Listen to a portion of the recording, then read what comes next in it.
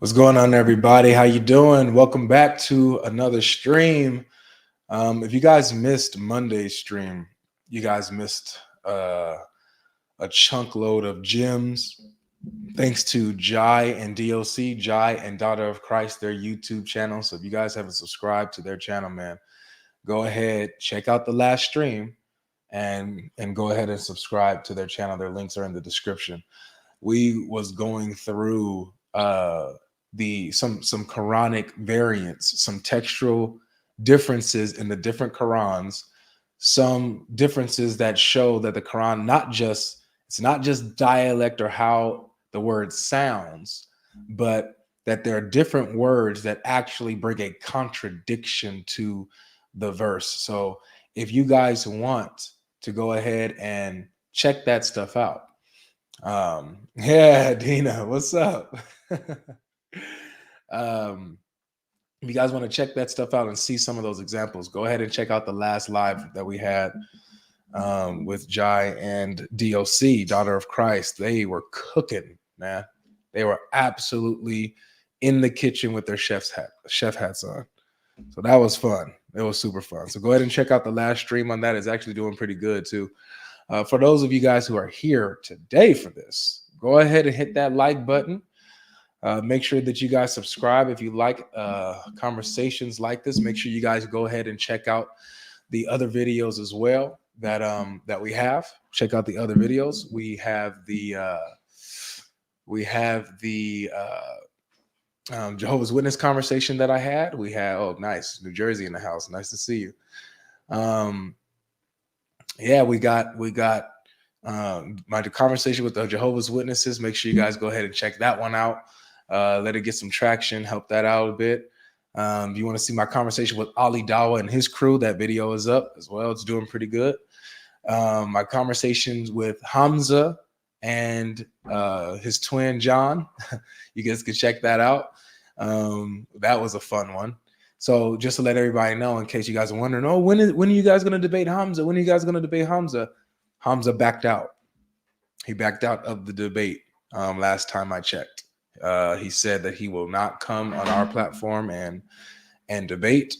In fact, he has now been encouraging people or Muslims to stay away from our platforms because, you know, when they come here, they get doubts. So he is no longer going to be engaging with us in debate like that. So, surprise, surprise. Whoever said that beforehand, you are a prophet or prophetess, because I saw a couple of you guys saying they're going to find a reason to back out, which they did. So, it's not going to happen. It's not going to happen at all. It's not going to happen at all. But all right. So we got a guest here. We got a guest here who's waiting. We're going to do a few Muslim guests here on YouTube. I might open TikTok and see what kind of crowd, what kind of folks we can get on there to engage as well. So we'll see how this goes, man. But it's down to business. All right. So you guys want to support the ministry as you guys continuously do, go ahead and the best way to do it is to sign up with my Patreon. My Patreon link is in the description. A lot of you guys also like to give through PayPal. That's also a good way to support the ministry.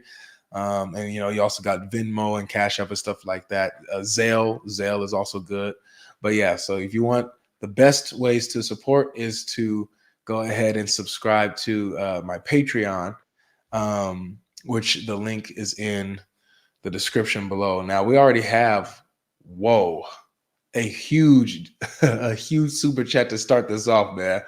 Let's see, man. I gotta sit up because the chat is too big. So, brother in Christ, shout out again, who's always supporting the ministry. He says, Avery, God bless you in your ministry. Thank you for being the hands and feet of Jesus. Amen. For bringing the truth to the lost, the lukewarm, and the unbelievers. I pray that God will bless your work, that he order your steps, and by his strength, you be given that divine appointment each day. Love you so much, brother. In Jesus' mighty name, thank you so much. I feel the love. I appreciate you so much. Thank you. Again, God bless you, and may he increase you and your territory. May he increase your family as well. God bless you, brother in Christ. Way to start us off, man. Way to start us off. All right, so let's go ahead and get this going. May the Lord bless this stream. May he cast out any distractions and any demonic presence or spirits that would come to try to hinder the truth. May the Holy Spirit speak through me clearly, that he helps me recall things truthfully and accurately, and that he opens the heart of the listeners, that whoever's listening, whether it's the person I'm talking to or the person that's listening in the chat or listening after watching this later, I pray that God opens your heart, opens your mind, and that he reveals himself to you in the mighty name of Jesus. Okay, let's go ahead and bring up Hassan. Yeah, hi there. Hi. Can you hear me okay? I can hear you just fine. Can you hear me? Yeah, I can hear you fine. Thank you so much. Perfect. Welcome. Appreciate it. Was there I don't really have a particular topic per se. Was there something that you might have seen that you wanted to touch on this channel, or just maybe just a topic yourself? I guess we can go through some stuff. I mean, I'm quite new to your channel with respect. You seem to be quite big, but I never really followed the Christian channels. Obviously, I'm a Muslim. I'm born Muslim. My background, I'm based in the UK, but the background originally is Pakistani, so I'm a non-Arab. Okay. I can't speak the language. I'm sorry, what was that? No, yeah, you just answered. I was just about to ask if you know the language, if you know Arabic. No, I mean, like a lot of Muslims, I can read the Quran but I don't really speak or understand the language, if that makes sense. So when I do my salah, it's in Arabic, a lot of some du'as and some supplications. Mm-hmm. When you do these, like the prayers, like the du'as, like you said, right, the supplications in Arabic, do you understand what you're saying? Well, that's a very good question. What I try to do is, I mean, you look like you're very clued up. You must know Fatiha. You've heard of Surah Fatiha. So I've tried to understand the meaning of that top to tail. I have two sons. One's a baby, and I've got a 7-year-old. So when he turned 6, I tried to let him understand the translation as well, because, I pray 5 times a day. So basically, I end up saying Fatiha 17 times a day. So I do try and understand that and some other supplications. But let's say when I do the salah, maybe 50% of it, or I don't know the exact meaning. So 50-50, I have to be honest. Okay, yeah, no worries. That's interesting to me. It always was interesting, like for the Muslims who do not necessarily know the Arabic language, but they do like they quote it and they'll do supplications or prayers in Arabic. And I've always like wanted to ask, certain ones on the individual level, like do you understand what you're saying, or how does that affect you and stuff like that, or what does it do for you? So well, thanks for that little insight there. No worries. I'm happy to answer any question you have. I mean, one thing I will say, like I said, I think I know about 50% of it. But I mean, when I'm do you know the sajda position? No. Okay, that's the position when your kind of face is on the floor. Okay. So they say, I mean, based on my YouTube knowledge, Googling and stuff like that, they say that's when you're closest to God, when your face is on the floor. And I always try and do like some, because English is my language, I always try and, when I've got a problem or something, that's when I ask God in my own language, if that makes sense. Because there are supplications, but they date back maybe 1,000 years. But let's say if I say, I hope I get that job interview, I hope my son's medical goes well, that's all in my native language, because obviously in our paradigm, God understands everything, all languages. That makes sense. Okay, nice, yeah, understandable.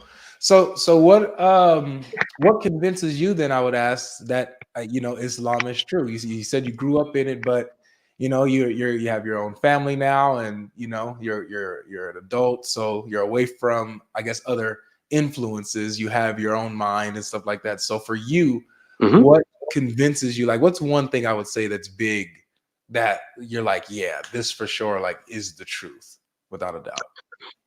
Yeah.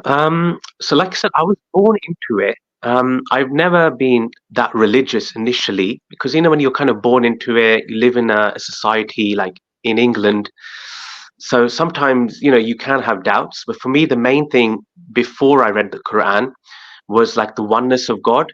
having an almighty creator, the creator of the universe, who made the sun, made the moon, made the ocean, made the fish in it. That always made sense. And that, it's like I've got a kid, and like, when he like bumps into a table or something, I'm like, like I'll hit the table and he stops crying then, because it's like there's that justice. So for me, always, I think knowing there's one creator, emphasis on the one, who created us, who's testing us, and who we're going to return to judgment, has always made sense. Okay.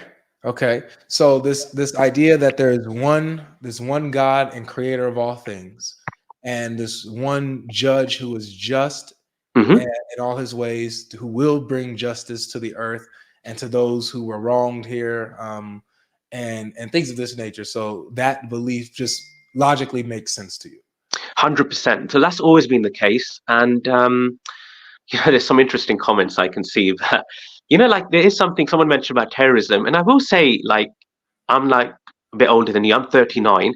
So a few years ago, you're working with a lot of non-Muslims in a liberal society. I did start to have some doubts. So then I read the Quran for the first time 2 years ago with translation, cover to cover.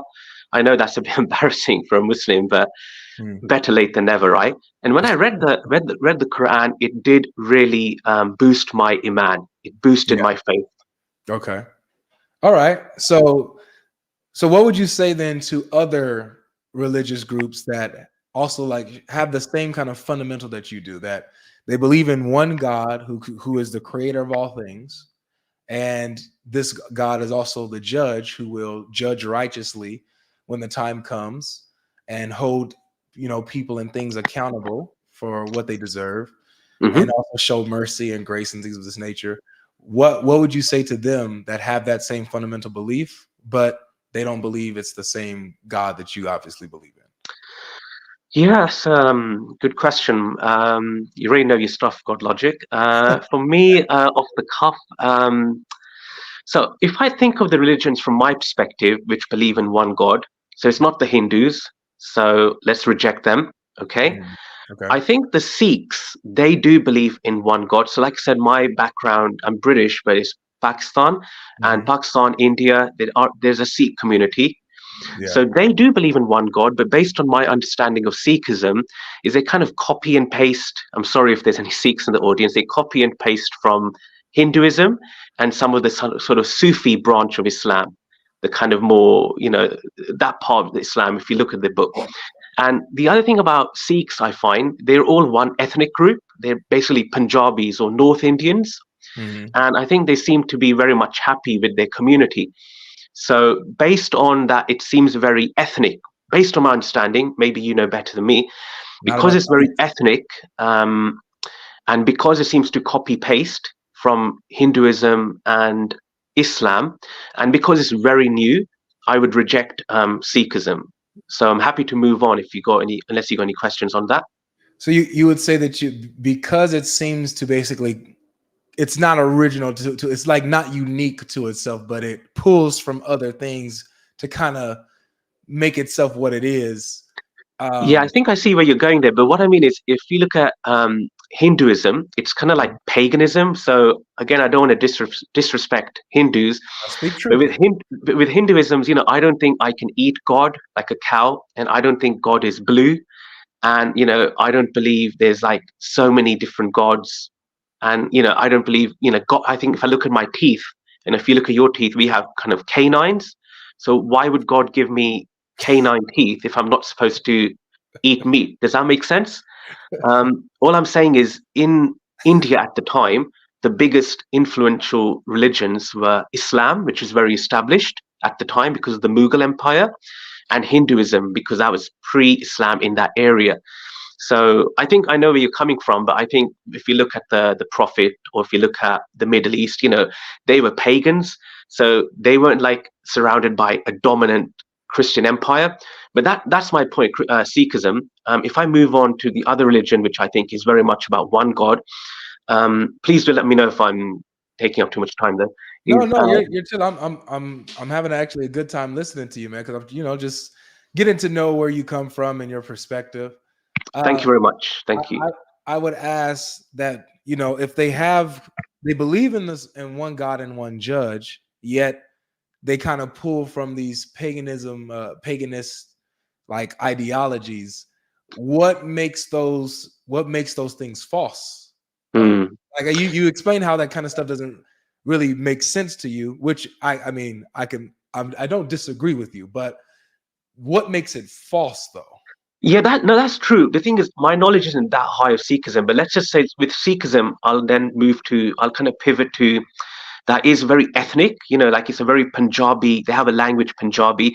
They don't like, there's a big Sikh community in England.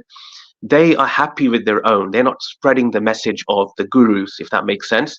And then now, if you look practically, okay, they believe in one God, but they also believe now, again, I don't want to disrespect them too much, like you shouldn't cut your hair, you should grow your hair. Again, you should have a vegetarian diet.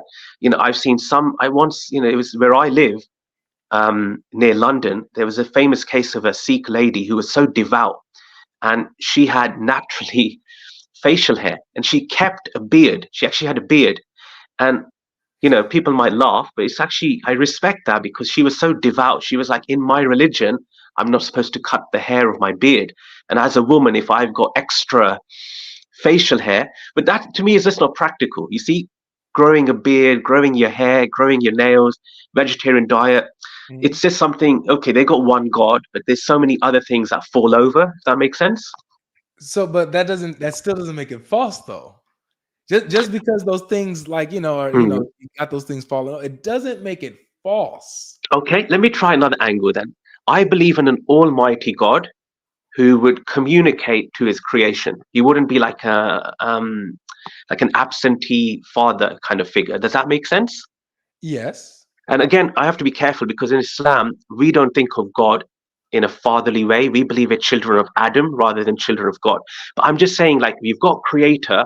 We believe that creator would not just create us without communicating, without giving a warning of what good looks like, what the expectations are. Does that make sense? So don't they believe that God has done that for them in their scriptures? Yeah, but sorry, I'm probably not explaining it that well. But what I'm saying is, according to our paradigm in Islam, I think we believe in about 124,000 prophets. You probably know this. So that's a big footprint. While if you look at Sikhism, okay, let's say, okay, they got one message. How can you deny it? But Sikhs believe that their messengers or their warners came to the Punjab of India. So a region of India. Let's say, I've never been to America, but it's like if everyone got sent to just like the East Coast, like the New York area. While what about the rest of God's green earth? So to me, it doesn't make sense that we've got God who created the universe, created earth, who knows, every aspect of the earth about the population. Why would God only send a messenger to India? Does that make sense? Well, according to the Islamic paradigm, which is, we believe 124,000 messengers came. We only have a subset of them named in the Quran, but I think, according to my belief, God sent messengers and warners to every community, or almost every community, so they would know the one concept of one God. Does that make sense? I want you to know that I understand everything you're saying, but it doesn't make Sikhism false. If let's say if only one prophet was sent to India, how do you know that that's not true? You know what I'm saying? Like, just because you're like, you know what, I think that God would actually send more prophets everywhere to give, and give more people a chance and stuff like that. How do you know that that's the actual case? You know what I'm saying? Because trust me, what you're saying, it makes sense to me and I agree with it. But if I'm being objective, that doesn't necessarily make Sikhism false. Yeah, I guess so. I mean, like I said, I kind of regret mentioning Sikhism now, but what I was trying to say is, still to me, I feel like God, according to my paradigm, is God is all loving, God is compassionate. Why would God only, laser focus, have that sniper scope just in one part of the world? And then again, I haven't read the book, but I don't think the book encourages to spread how you would say, the gospel. It doesn't encourage to spread it. So then, like, you look like, at the melanin you have, you look like a Black American. Yes. Yes, How sir. would you get that message? Now we're in the age of information. How would you get that message 100 years ago, 200 years ago? So Well, that's okay. what I'm trying to say, is like God would send messengers, and then God would encourage people and those messengers to, sorry to cut across, the community, the society, and then to spread that message, which I So think is similar to Islam and Christianity. let me play devil's. I've been playing devil's advocate this whole time, but I'm not a Sikh. I'm not a Sikh, but let me just play devil's advocate because I want to challenge like just your reasoning, okay, on this. Let's say like as a Black man, right? 100 years ago or 200 years ago. Let's say about 100 years after Islam. How do I get the Quran or the message of the Quran when it's not in a language that I understand? And then I'm also told that I can't. Well, maybe it sounds like you may have a different view on this. Do you believe that you can really only truly understand the Quran through Arabic? The thing is, I am a non-Arab, but I have read the Quran cover to cover. So I don't think you do need to do it in Arabic. I mean, I Okay, think, you're yes, different. sorry. Good. Because No, I didn't mean to cut you off. You're because good. I think my understanding, I mean, I get this question a lot from people. It's like, why is it in Arabic? And look, I'm just a layman, but what I think it is that, this is my opinion, this is my personal opinion. Let's say tomorrow all the Qurans were, I mean, this might be some of your chats, fantasy, but let's say all the Qurans were thrown into the ocean. Yeah. Because people know the language, and we have the Hafiz system where people memorize those 6,000 verses, you could, in theory, get another copy the next day. But if it was just relying on translation, then you wouldn't have that. I used to work for an office, and there was a lady, not Muslim, she was a white Christian lady, but not practicing, but she's really into conspiracy theories. And she was like, oh, one day, this thing's going to happen, we're going to lose everything. I think she watched that movie, what was it, with Denzel Washington, The Book of Eli? But she was like, oh, you see that one? She was like, oh, if we could lose it. And I don't know if you've seen that movie. It's quite interesting because, everyone's after the scripture. Yeah. And ironically, it's actually Denzel Washington's character is a bit like a Muslim. He has memorized it. You find out at the end he's blind, but he had memorizes it orally and he gives it. So I think maybe that's the reason, but that's my personal opinion. But sorry, am I answering your question? I hope I'm not jumping around. Well, so you answered the question about the Arabic thing. So then I would ask. So you don't, with your position, you don't have to know Arabic in order to, get a good and full understanding of what the Quran says, the message of the Quran. So yeah, I think in this day and age, yeah, because obviously you've got translations and stuff like that. Yes. Okay, but what about back then when we didn't have all these translations? If I, like 100 years after Muhammad, right? Let's say 800s, 900s. I'm an African, and a Muslim comes and wants to, give dawah to me and tell me about the truth of Islam. Can I receive that truth if, because I don't speak the Arabic language? Yeah, but I think you still could, because I think really, Islam, to me, the key building block is the belief in one God, and the belief that he is testing us, and we're going to return to judgment, and that there's going to be hellfire or paradise. I probably should have mentioned that. I don't think that's in like the Sikhism paradigm.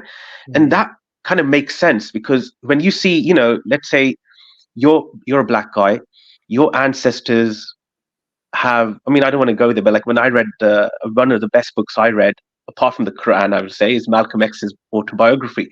When you hear about all the problems that happen to the Black community and other communities, and I think some Arab people were complicit in that. So I'm not trying to just blame it on the bad white guy. I'm not trying to say that, but it would make sense to someone who's suffering to know that, you know what, there is going to be judgment, and anyone who abused me, who misused me, who gave me injustice, I will get my, I'll get my justice back.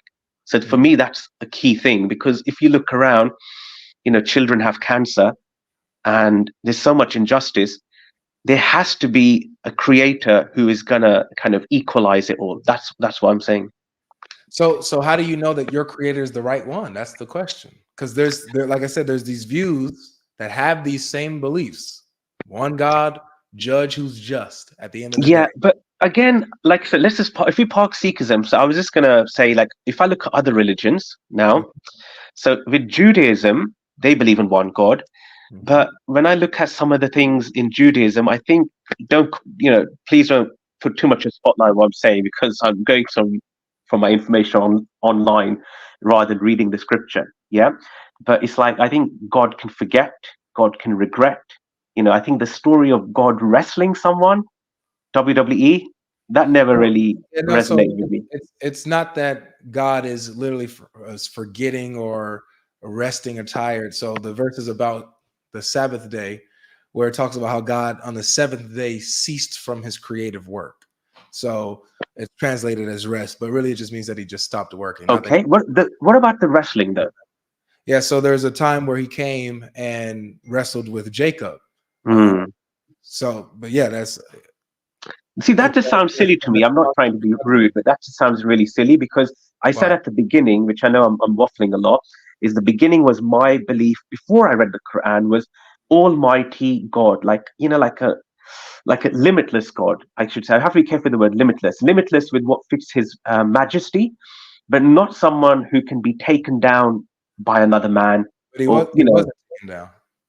yes, but not someone who can start grappling with him, like John Cena might grapple. I don't know who he is these days. You see what I So mean? let Grappling. me ask you this, like for example, because this is how the story goes. The story goes that Jacob held on to God until God blessed him, and so God rewarded him because of his faith for holding on to him, and but God just touched his hip and broke his hip.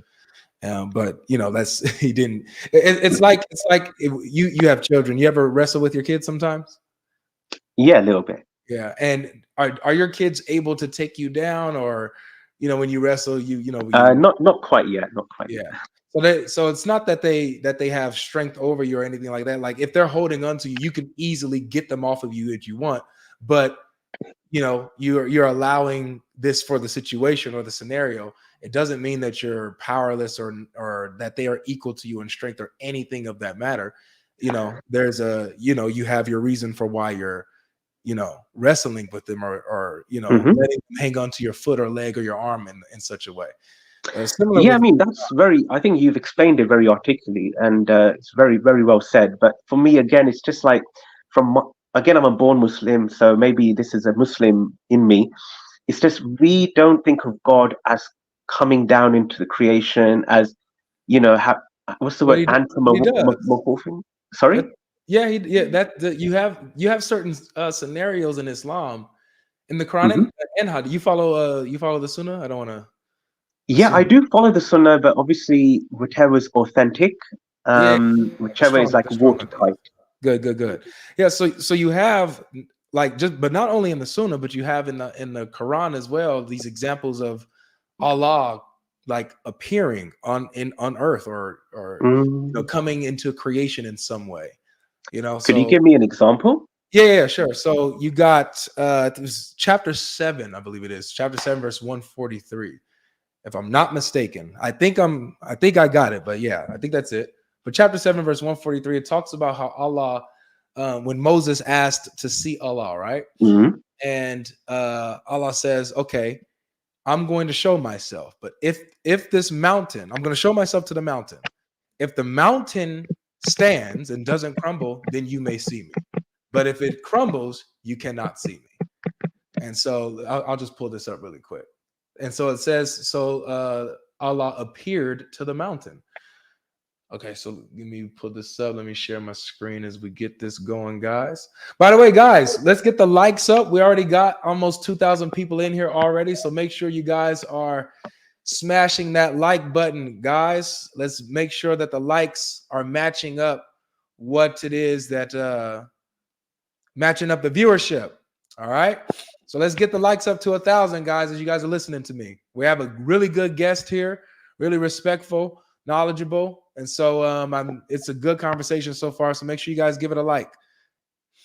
Okay, here it is. So, All right, so it says here, and when Musa came at the time and place appointed by us, and his Lord spoke to him.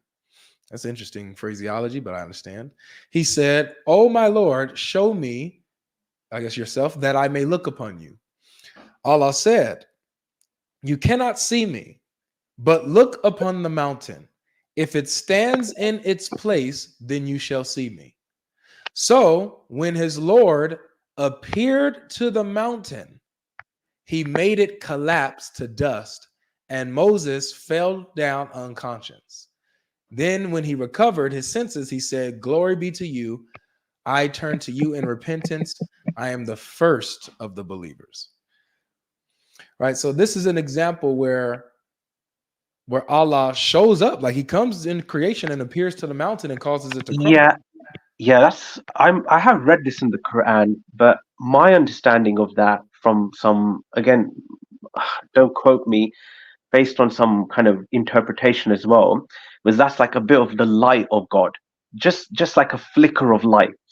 And in any case, let's say I call it a flicker of light, and you're probably saying it's full size Allah subhanahu wa ta'ala. Okay? Mm, But in any case, the end result's the same. The end result is a mountain, which is probably one of the strongest structures, right? mm, Stronger than my house, crumbled. So that's why I was saying about the wrestling. Do you see what I mean? So let's say you mm, say it's full Allah, I say it's a light, but in any case, a mountain where, if a helicopter crashed into it, it'd be game over, or a mm, plane, or, a bomb might not take it out. So it mm, just seems like it's just showing the power of Allah, how he cannot come down to creation. So that's the thing with Judaism. And then I was just going to say also, again, like Sikhism, I find, maybe you know better, but Judaism is just very, it's so ethnic. It's all about, it's us and the Gentiles. And Quran talks about this as well in the translation, where it says in the Quran, I think, that like Jewish people say we're the chosen ones, we're the chosen one, but then Allah says, but you also killed some of the prophets, and you talk, very bad about, I think, about Mary. So, and then I think there's something which is quite interesting in the Quran, where I think God says, if you are the chosen ones, why don't you die? What have you got to hide? So I think with Judaism, like I said about the wrestling or the resting, let's agree to disagree there. But maybe you'll agree with me. It's kind of like I've never seen a Jewish person in when I go to the town center, like our local city center, I see Christians and I see Muslims giving the message. I don't see Jews giving the message. Would you mm. agree?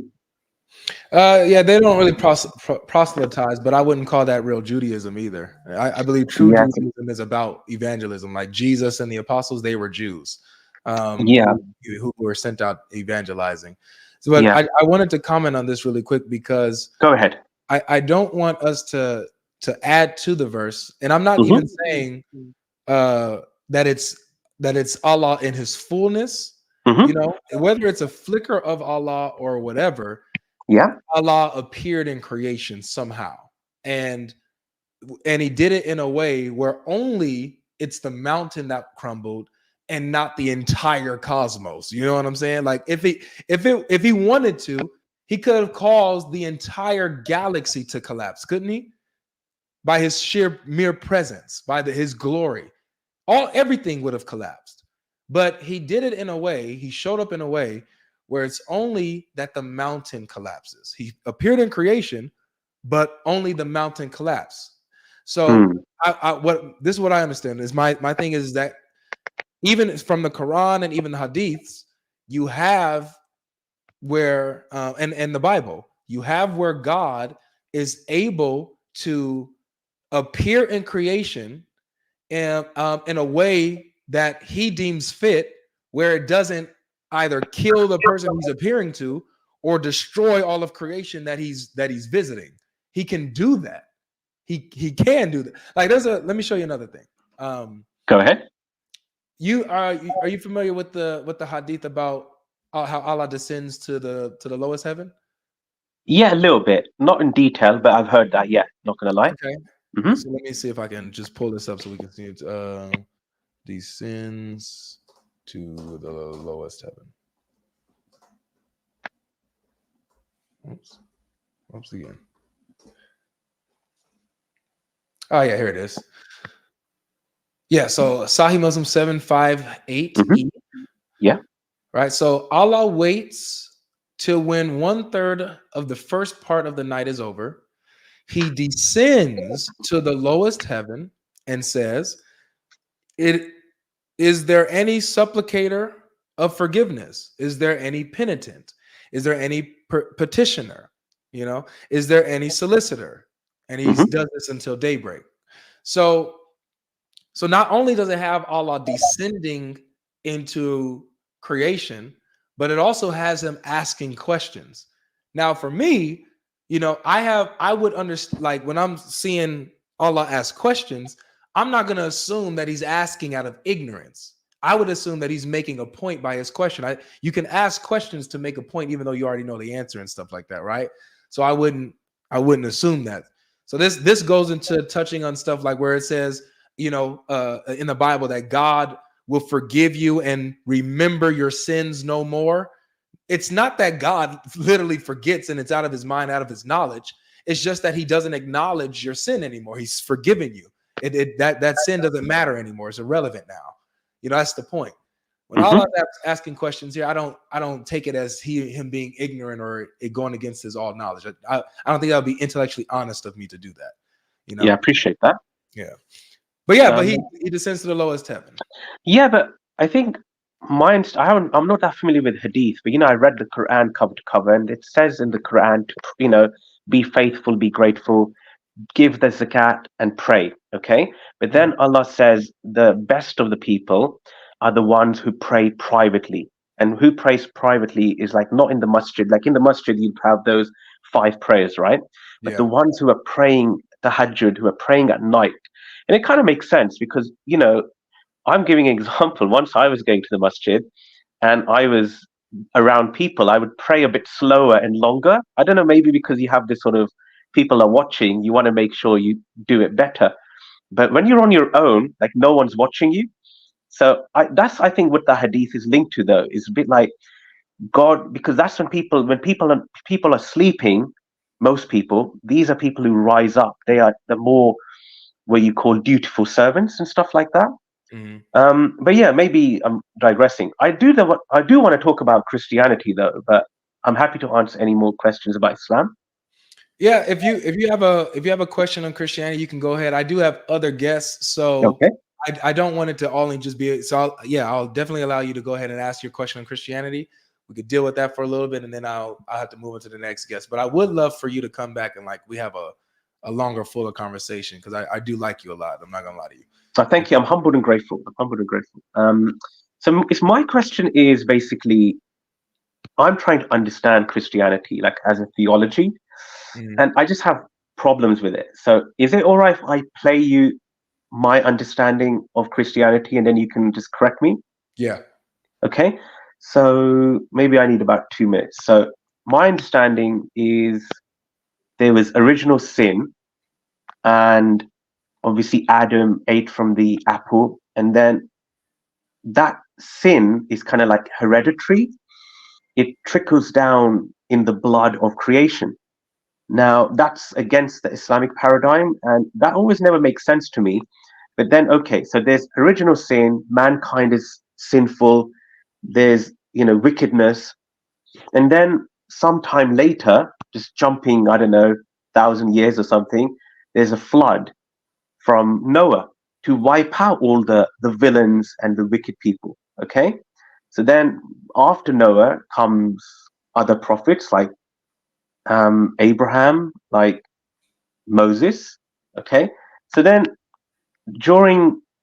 what happens is God impregnates Mary miraculously, which I agree with, but he doesn't, according to my paradigm, like Adam was created from dust, Isa or Jesus was created as a messenger without father. But according to Christian theology, God impregnated Mary miraculously with Son God. Let's call him Son God. Son God is also God and needed to be like breastfed, needed to eat, needed to sleep, needed to use the bathroom, which is part of the human nature. Okay. He worked as a contract carpenter till the age of 30. Okay, so then God sacrifices his son to himself in order to save God's creation, you and me, from himself.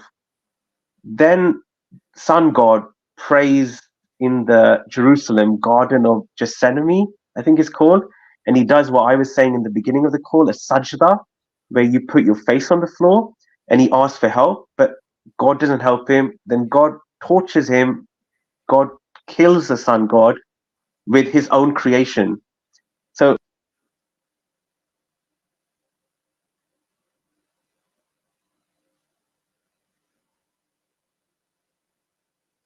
Are you there? I think I lost him. just for equality. Can you I'll hear stop me? talking now. Yeah, sorry, I'm done now. Thank you. Okay, yeah. All right. So just to start off, so original sin is not that we are being we don't carry Adam's specific guilt for what he did, Mhm. but him sinning is what caused sin to now enter the world. And now because of that, we are born with the urge to sin, the nature to sin. That's what original sin is. The concept that we are now born in the sinful world with the nature to sin now, this proclivity to sin, because of what Adam did. And you know, I know that you have like you don't necessarily have this idea of a sin nature or being Correct. born Yeah. with the proclivity to sin Mhm. because of what happened in the garden in Islam, but you do have this idea that we're here out of paradise because of Adam in Islam. Like he was in paradise, he wasn't on earth in Islam. He sinned against Allah.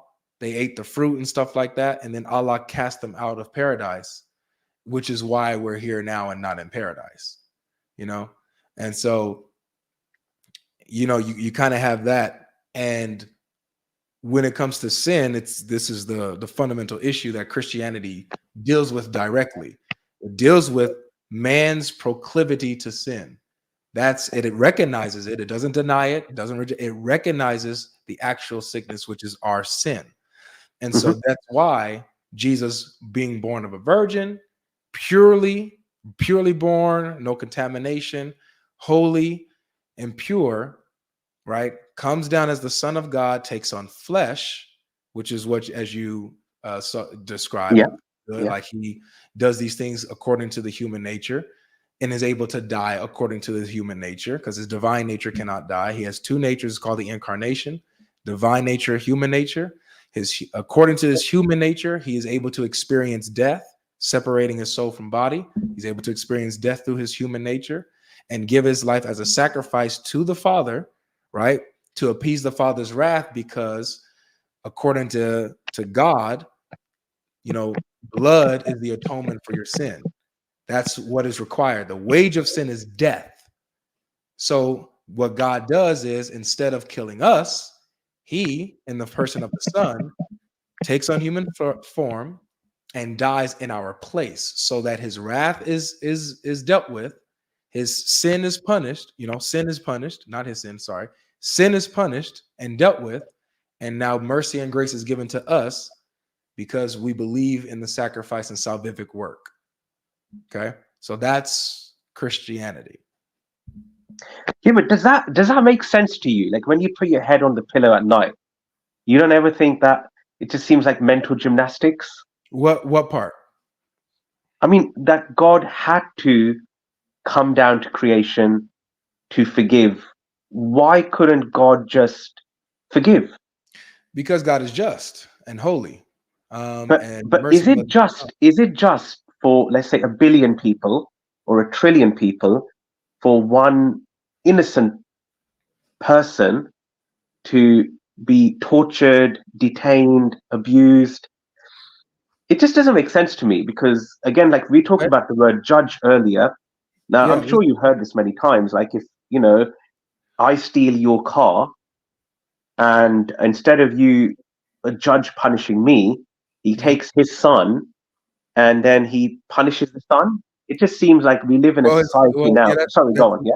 That's a bit of a straw man of it. It's not, Okay. because you're putting it into this light, like, oh, this son is, unbeknownst to him, his father is forcing him to now to die because of what these criminals have done. No, what you have is fair you have enough. you have the son who willingly, and because of his love for creation, offers himself as a representative of man, because man can't represent themselves. There's nothing that we can do that will appease God's wrath and his justice.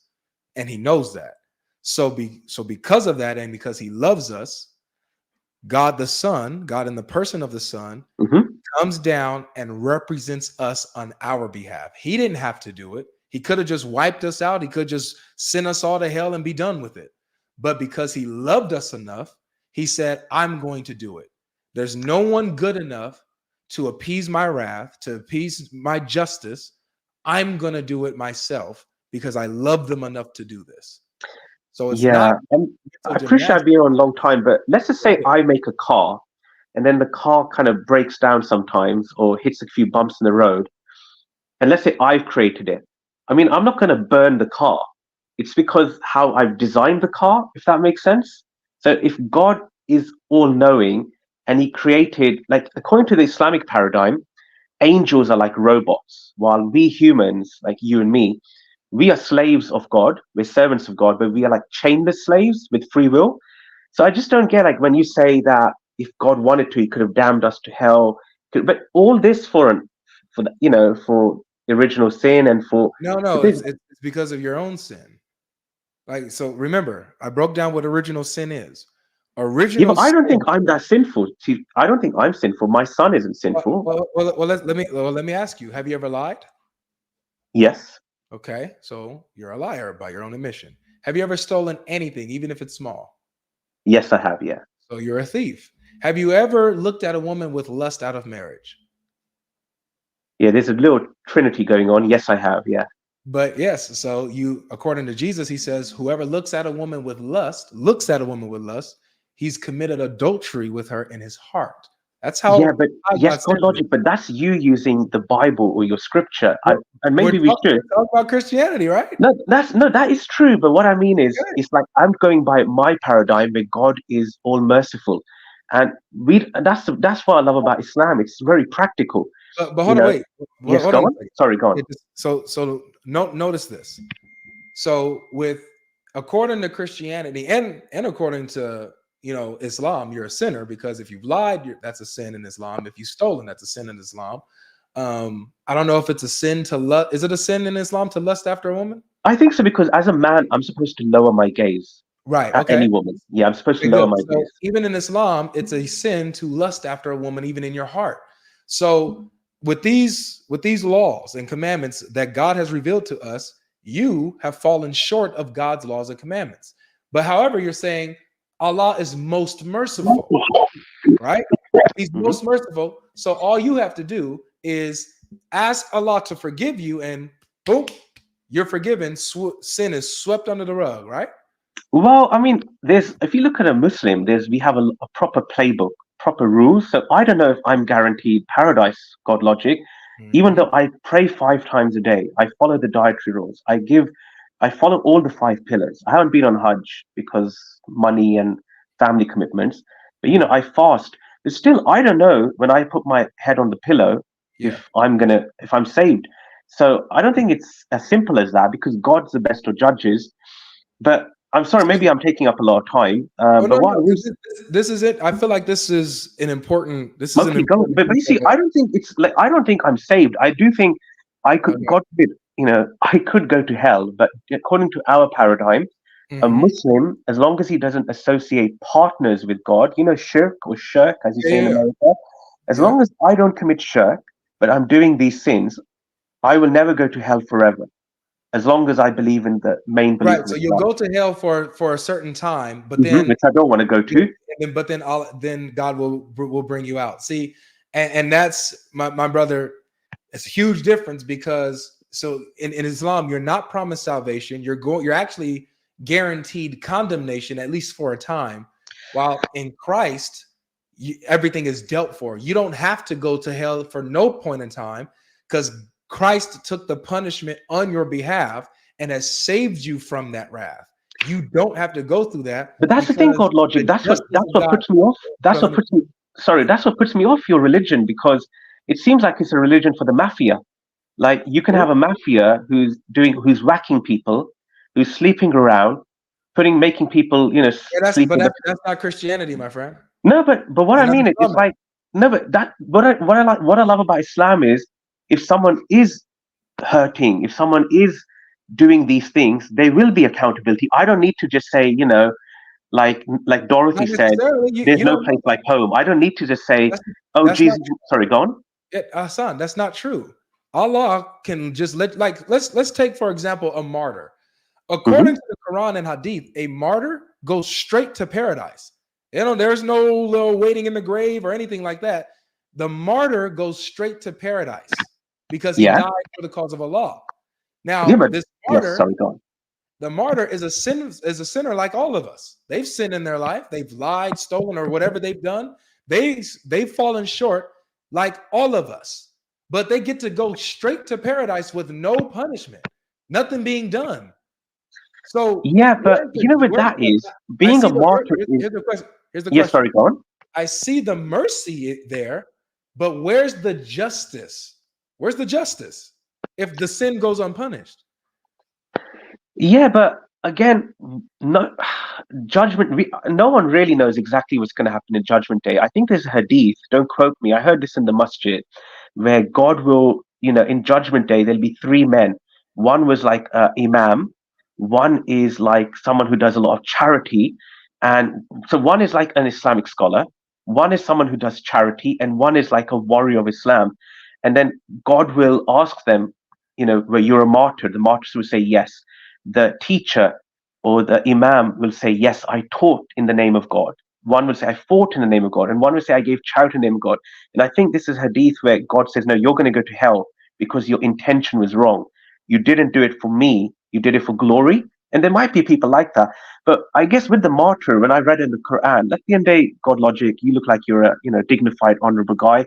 But it's not easy being brave. If someone maybe has a knife and they're going to attack maybe your neighbor, it takes guts to fight and struggle. So that's what I think a martyr is in the Islamic paradigm. I know there's sadly, a lot of terrorism. And that's one of the reasons I read the Quran, because I wanted to know more about it. But what I mean is, a martyr is someone who gives up his life to save someone. Surely they should be rewarded. Well, actually, in Islam, a martyr is one who gives up his life in the cause of Allah. Is the one who is fighting on behalf of Islam in war and loses his life for Islam. That's what a martyr is. Yeah, but I think if you're protecting your property, if you're protecting, go on, sorry.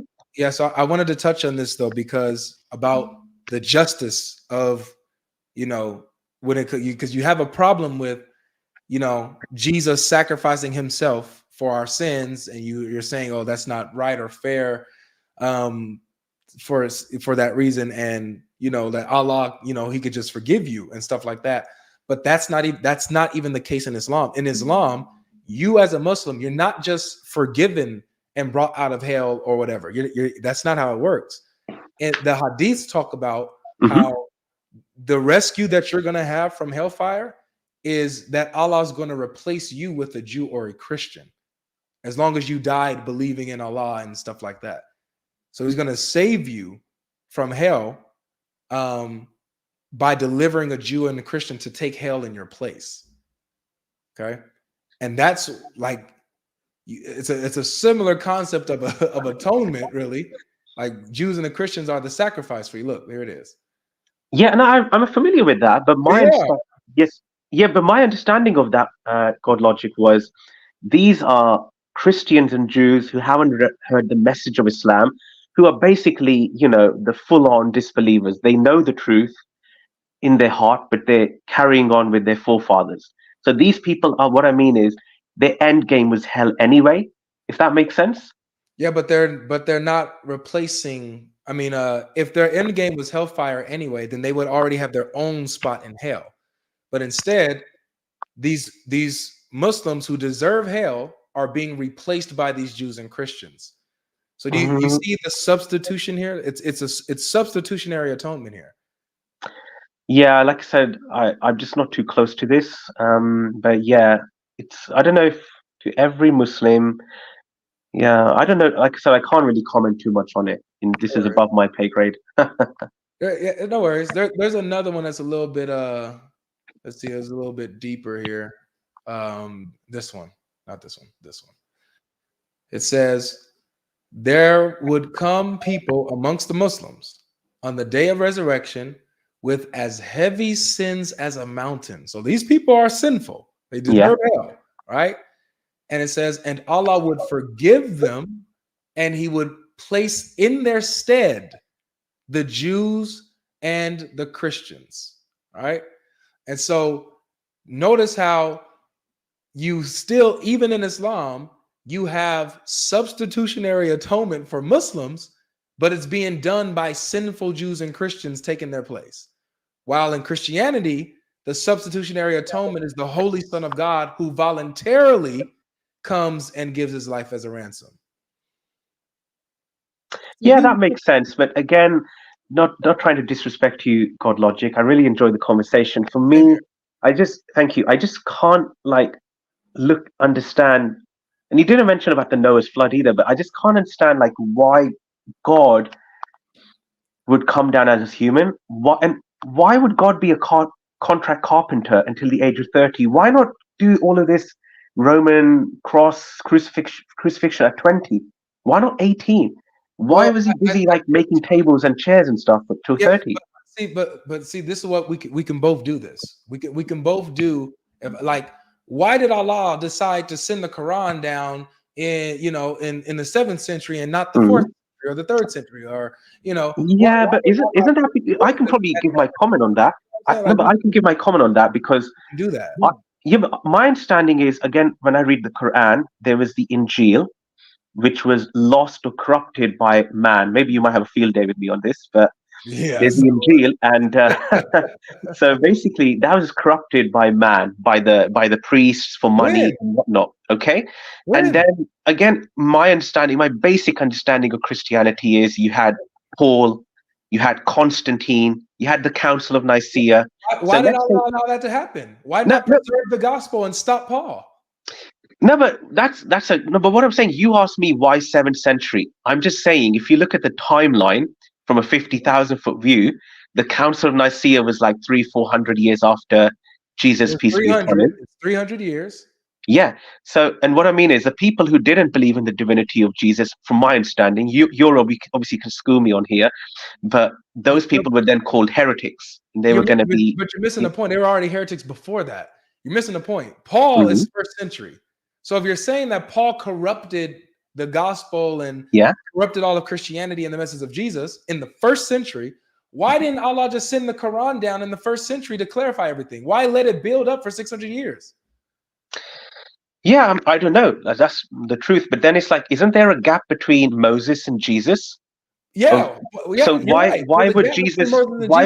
Why not have Jesus and the virgin birth happen even a closer time? Why let it be? I don't even know how long Jesus and Moses were apart, but I think long time. Why? It's a long. But yes, I guess we can both go. We can both go all day on this, but the difference is, but the difference is, my friend, my brother in humanity is. So let's say according to my paradigm, God was staggering or phasing these prophets from a certain timeline. Okay, so Moses, Jesus, and then Prophet Muhammad, peace be upon him. Why though? I don't know why, but at least there's consistency in Islam. That's what I'm saying. There's consistency where we have it in these stages. Pause there, because this is important. Watch this, dude. That's important. Okay, when you're saying that you don't know why he did or chose the timing that he did or whatever, but there's consistency. He chooses a prophet at a particular time, sends a prophet at a particular time. Why that particular time? Who knows? But he's consistent in what he does. Beautiful. Same thing with the Bible and Jesus coming down, Jesus coming in the time that he did. Don't know why specifically the time, but he lets us know that that's the time. The prophets lets us know when the time is going to be. And the prophets are consistent in saying that God is going to come in the person of the Son. He's going to come in human form. He's going to give his life as a ransom, die for the sins of many, and rise again. The prophets are consistent about this. Yeah, but according to like our paradigm, the prophets, another synonym for a prophet would be a warner. The warner was saying, believe in one God, don't sin too much, don't sin, believe in one God. And the problem is, it's like we believe that when Moses saved the Jewish people, when he went up to get the I think commandments or something in Islam, they started worshipping the calf. This is the problem with people. But the Yeah, they prophets should have always sent said, the Quran at that time, huh? sorry, what was that?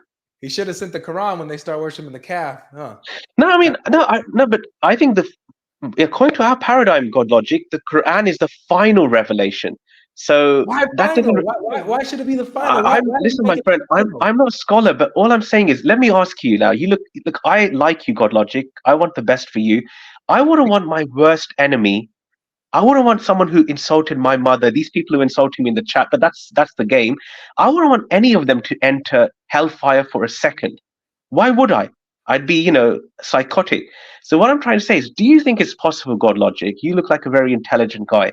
I think God has blessed you with intelligence, a high IQ. You're articulate. Do you think it's possible that the Islamic paradigm makes sense, where you got one creator who sent warners, and then those warners would give the message of one God? And prophet, Jesus was also a warner. I mean, he had miracles, but Moses split the sea.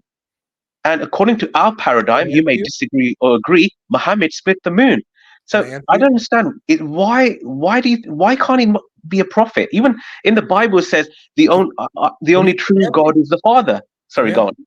Let me answer you. Yeah, sure. Is it possible that the Islamic paradigm and the concept of God and how he did things, is it possible that that could be true? No. And here's why. Tell me. Because the Islamic paradigm, for the same reason why you kind of accuse Sikhism for being false, is not unique to itself. It pulls from us. It takes our prophets, it takes our scriptures, it takes our stories, puts an Islamic twist on it, and then says, this is the truth. But no, when we actually go to the Torah, we actually go to the writings of the prophets, we actually go to the gospel and the teachings of Jesus, we see that the Islamic paradigm couldn't possibly be true, because it's not just believe in one God and you're good to go. That's the only thing that God ever sent people to warn about. Because when Jesus came, they were monotheists. They believed in one God. Jesus didn't have to repeat this and teach them to this. Matter of fact, the book of James says this. He says, you say that there is one God. Bravo. Whoop-de-doo. You want a cookie? Because demons believe that too, and they tremble. Even demons believe that there's only one God, yet they tremble. So believing in one God is not the end all be all. It's important, yes. But what's important is your problem of sin that needs to be dealt with. And so what the prophets are all pointing to is how God redeems mankind. Not that God has to keep coming and saying, I'm only one God, I'm only one God, I'm only one God. No, God's message is you have a problem. You can't save yourself. I'm going to save you. That's the Christian message, the biblical message of the prophets.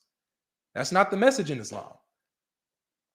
But the thing is, God logic, if you look at the Quran, now some Christians accuse it of copying, but then it just seems like, why is everything I don't want to be disrespectful, but when I look at the prophets in the Bible, okay, but the prophets in the Bible, they just seem so tainted. Lot had They sex with his are. daughters. But No, that's what I mean. hey, Why doesn't the Quran copy that? Why does let the me say this. Quran dig? Let me say this and applaud you. Matter of fact, every Christian, drop a one here if you believe every prophet in the Bible was tainted. Put a one here. Put a one if you believe that they were all tainted. Because yes, every single one of them was tainted. None of them was perfect. There's only one of them that was untainted, completely purified, holy and acceptable. And that's Jesus. That's the Messiah. Abraham was a sinner. Moses was a sinner. All of them were sinners. So you don't have this fairy tale idea of these prophets just because God chose them to deliver a message or give a warning that they themselves are absent from sin. Even the Yeah, but God Quran logic, that escalated quickly, isn't it? It's like you asked me, have I looked at a woman with lust? And I said yes. But there's a big difference between that. I don't have daughters, but there's a big difference between that and me having sex with my daughters. Do you see what I mean? Well, Like, it just Lot's seems not a prophet, so but yeah, I mean that's a sin. Lot's That's not a prophet in committed the in the Bible. Bible. Yeah, Lot's not a prophet in the Bible. Oh, okay. All right. But I mean, but he was a good man who fell. His daughters got him drunk and he didn't know what he was doing, and they took advantage of him. Okay, He what about sinned by Is being David a drunk. They prophet? sinned by taking advantage of him. It was disgusting. Is David a prophet? David's a prophet, and he sinned. He committed I mean, adultery. I mean, he committed adultery. I think he Yeah. tried to get that guy whacked, Yeah. and then God obviously kills his baby. But again, I think maybe I hope I'm not gish galloping, but I just feel like God logic. You should don't laugh.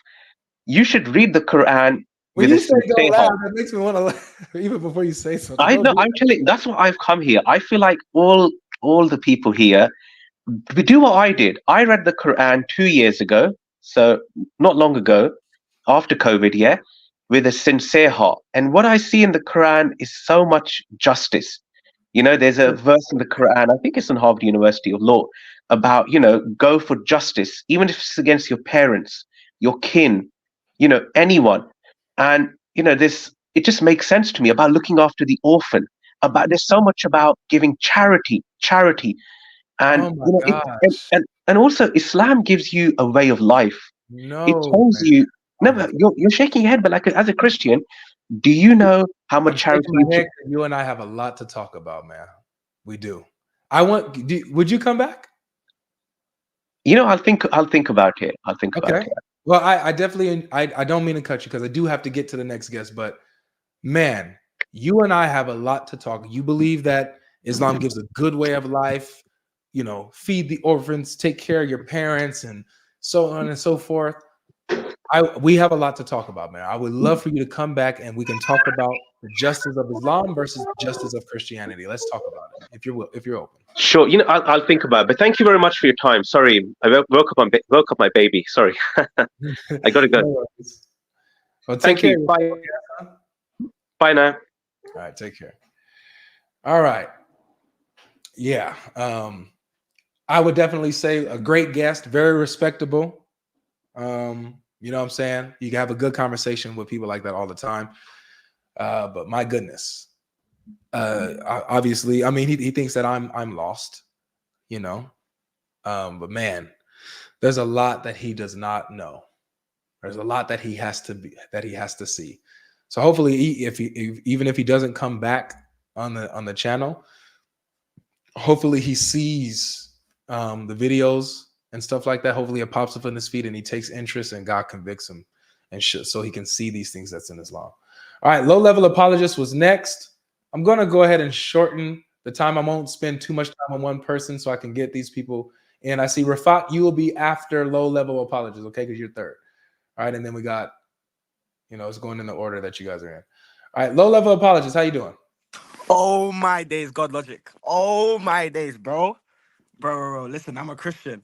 But listen. You've helped me out so much, bro. I just had to tell you today, bro. Because I was like, yeah, you got a live stream up. I had to tell you, bro. I'm telling you this now, yeah. Listen, I've had a best friend, right, for 8 years, right? And he's Muslim. And unfortunately, I've only known like this year that Islam was like, and then I came across your channel and I've got like, bro, it's been crazy. I'm telling you now, like the stuff I found out from you alone has helped me so much. I've created a whole like notes page. I have so many points, like, but anyways, let me just get to the thing that I'm trying to get to because you said you're not trying to waste time. Yeah. So basically, I've came forward with my friend. Obviously, I've had a conversation with him, and then he told me that I took him through how Allah says that if Muhammad if Muhammad is a false prophet, then he will die by having his aorta severed. Then he died by having his aorta severed. Then I explained that to him. Then we sat down. Then I was like, "Do you understand what this is saying?" He said, "Yes." Then I was like, "Okay, so therefore Islam is therefore false because it couldn't have been Allah or it couldn't have been actually God who wrote the Quran, because Muhammad wouldn't have died the same way. And then he was like, oh, it doesn't make sense.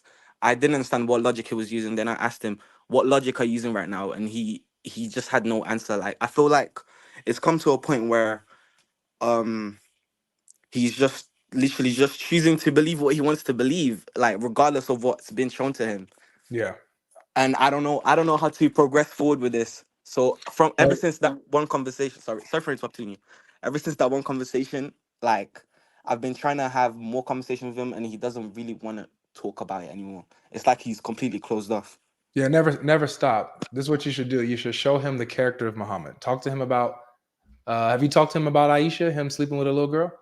Yeah, I told him, and then he was like, "Oh, if Allah says it, then yeah, it's okay, it's right." So he's Interesting. basically objectively, like, whatever Allah says, it's true, it's correct. Do you get what I mean? So even him sleeping with a little girl, you think that's okay?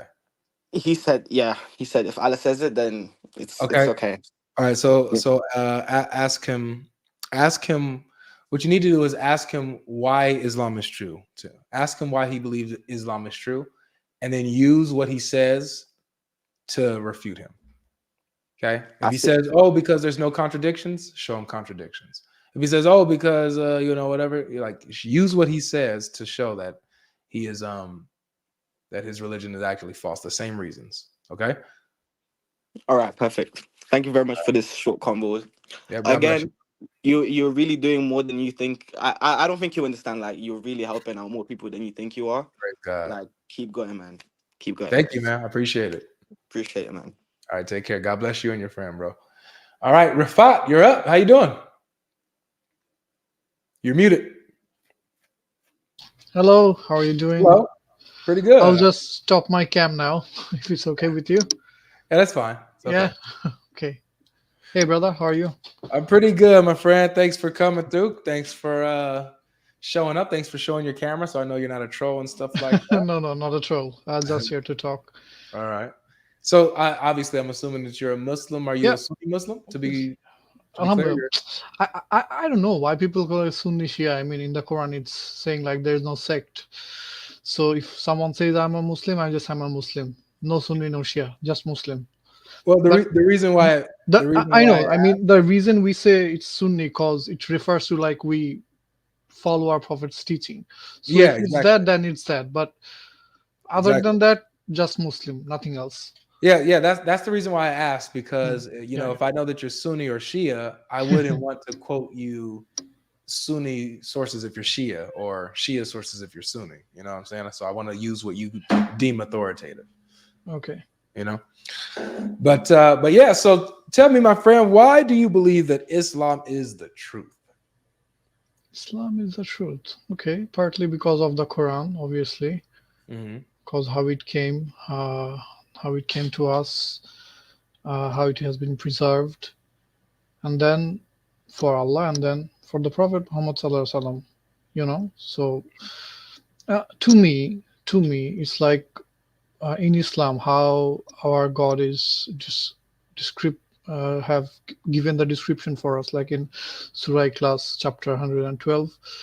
So that makes more sense, first of all.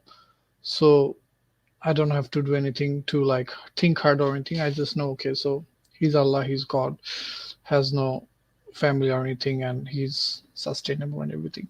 So that makes sense. And then we come to Prophet Muhammad, his life, and then you kind of like build up from there. Okay, I'll work backwards. Muhammad, Yeah, sure. Muhammad and his life. Yeah. So you go to Aisha's marriage. No, I was gonna ask you first. I wasn't gonna just jump straight into everybody does it. Everybody does it. What about that's the main crux? That's the main crux. Right. Yeah. But yeah. So what about Muhammad's life? I guess convinces you that he truly is a prophet.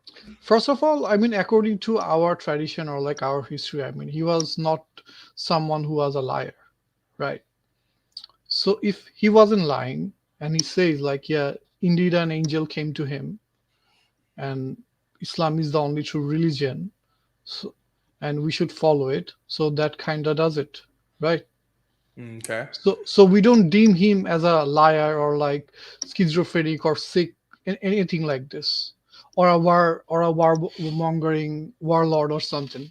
Okay. Okay, Got so you.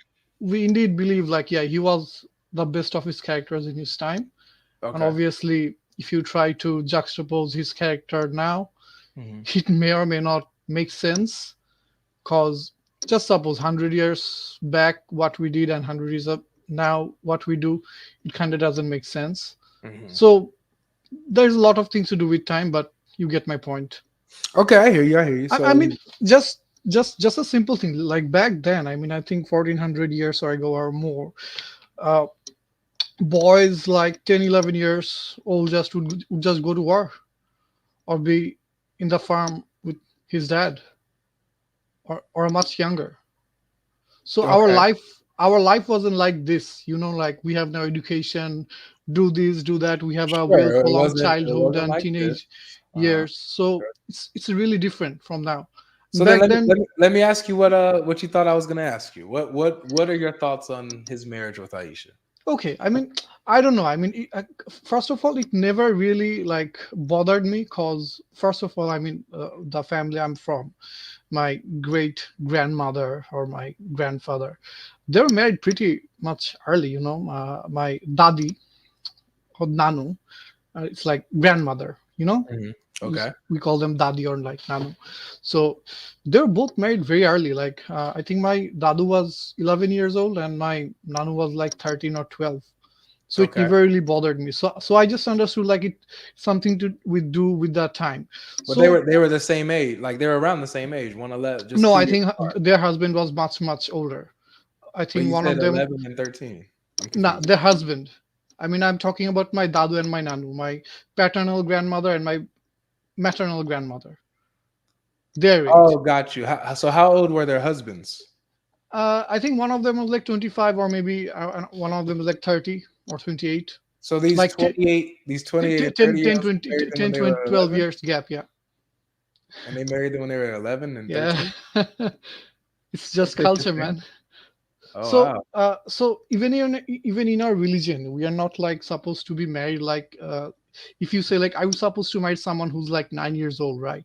Uh, In Quran or the Hadith, there is not the marriage is not restricted to age. It's restricted to the Maturity lady level, right? maturity level, mental level, also societal norms. Yeah. Then that also the harm part, like if she's too young, she'll obviously be harmed if they have physical intimacy, so that's also to take into consideration. And I'm just like saying a bit more, like So if so would you if say that's suppose if was so okay? if we say like suppose Aisha was married young and she Yeah. was abused, right? If we take that into account, so does Wait, Aisha. before you go on. Yeah, sure. So I'm asking you like because Hey man, I watch your video sometimes, but I don't know your name. Is it okay if you say your name? yeah, my name's Avery. Avery. Hey man, nice Yes, to nice meet to you. meet you. Nice to meet you.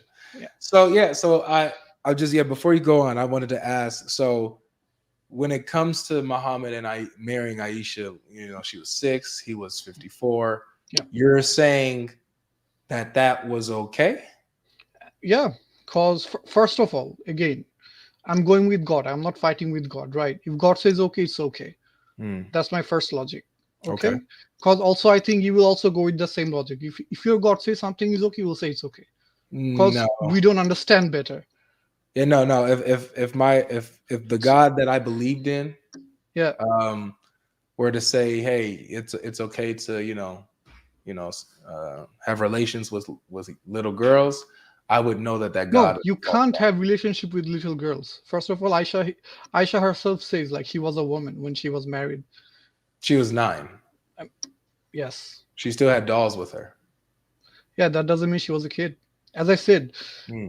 nowadays 9 years old and back then 9 years old has to be a very very different. Cause Well, I mean, just 9 years old back then, they played with dolls. 9-year-old today's, they play with dolls. 18 years old today also play with dolls today, man. Yeah, see, I I know, mean, so it's not really that much of a if you just see the age of marriage or like age of consent that we like really like go on about, so like the countries themselves or the even the country within the states, they can't like fix on any age, like somewhere it's 15, somewhere it's 16, or then 18 or 21. So someone else's adult is someone else's pedo. You get my point. Okay. So let me ask you this. So we really can't like agree on this thing. So age is really not the main thing. That we can agree on, brother. Yeah, sorry. At what point is it not okay to, marry and have relations with a young girl? At what point is it not okay? If she's a child. Say that again. Aisha was not a child. If she's a child, Aisha was not a child. Wait, say that slowly. I can understand you. If she was a child. Oh, if she was a child. Okay, got you. Aisha was not a child, according to her own. Yeah, that's what I'm asking you. What? Because if you're saying Aisha, even at 9, playing with dolls, wasn't a child. What is a child? And also there are like other sources. Like Aisha's age can be 11, 13. No, there's not a single source that says. Yes, there are other sources. There are other sources. I can give it to you if you want, but there are other sources. Yeah, I would like that. But I will go with 9, no problem. Because also like before all the hadiths say she was 9. Before marrying with the Prophet, right? Like before marrying with the Prophet. No, she was 6 when he married her. Yeah. And then he consummated when she was 9. Yeah. So before marrying the Prophet at 6, she was already engaged with another man. That means nothing. Yeah, that means that society, like how our religion is, it didn't deem wrong. They didn't deem it wrong. Is right and wrong deemed on society? No, it is religion, because we are told to also respect the society's norm. No, you're not. Not if it goes against the laws of God, right? No. If it goes against the law, you are not to. Okay. If it does, first of all, as I said, there's nothing. The Quran says you have to marry a 9 or 6 years old. What is a child? I'm trying to understand. There are given what is a child? What is a child? Not mature, immature, just immature. You said not mature? Prepubescent. Prepubescent, got it. Yeah, prepubescent. And also in our religion, we are allowed to marry someone like as a child. No, you're not.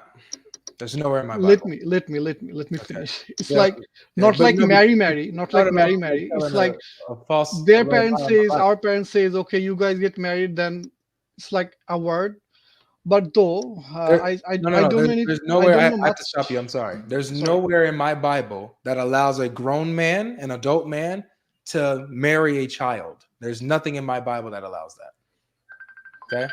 So I want to make sure that it's clear. Chapter 7 of 1 Corinthians, verse 36, it says, for a man to marry a woman, she has to be past the flower of her youth.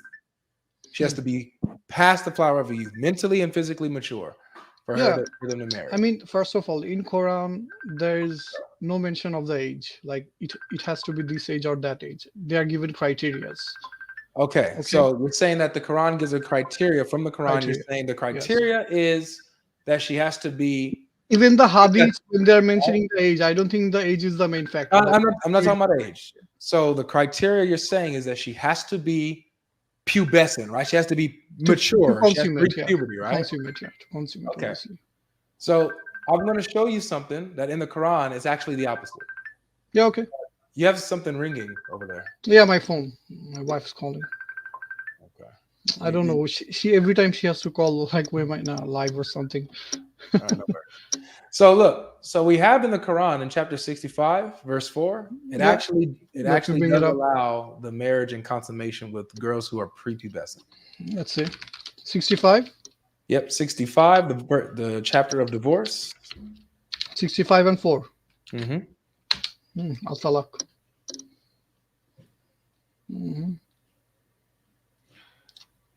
Yep. So I have it on the screen too, just in case you wanted to see it here. I'm just watching it from Quran.com.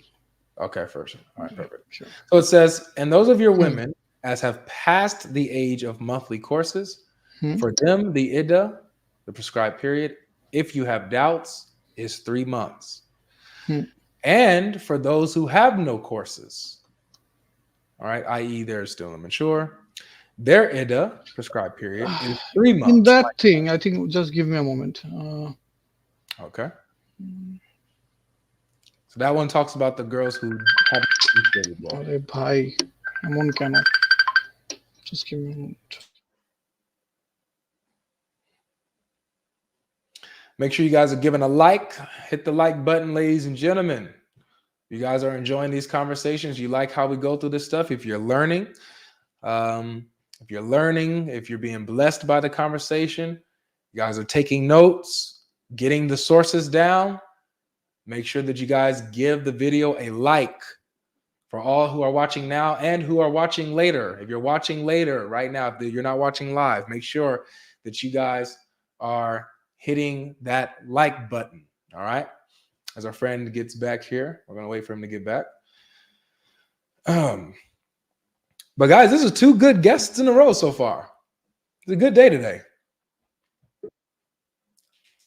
2 good guests so far. But yeah, we have in the Quran in 65:4, it teaches that it is permissible to not only marry, but also have relations with, consummate the marriage with little girls. It's an unfortunate circumstance, but it's what the Quran teaches, man. That's why you got to stay away. Hey, sorry, man. Yeah. All right, welcome back. So yeah, can you show me like where does it say is like, Quran allows to have physical intimacy with the prepubescent? Like right. So you notice how it talks about it mentions the girls who have no courses, right? Who have not menstruated, right? And I think that isn't saying like the prepubescent. That is saying like women who don't menstruate, like who are adults. I think the word here is used. No, it already mentioned them. It already mentioned them. The word here is used nisa. Nisa means woman. Oh no, it depends on the context. Nisa also goes to Nisa means woman. So if I think for a girl they use like another word. So the word is no. They also no, my friend. Nisa is also used for little girls. Even infant newborns are called Nisa. I don't know that. I'm not very good with Arabic, but I'll check your word or not. I'll show you. Matter. So look, in chapter 2, verse 49. Bakra. Yeah. Are you familiar with the story, like when Pharaoh tried to have all the infant boys killed? Yeah. Right? And he spared the girls, right? So it says here, and when we delivered you from Pharaoh's people, who were afflicting you with horrible torment, killing your sons, right, and sparing your women, Nisa, and therein was a mighty trial from your Lord.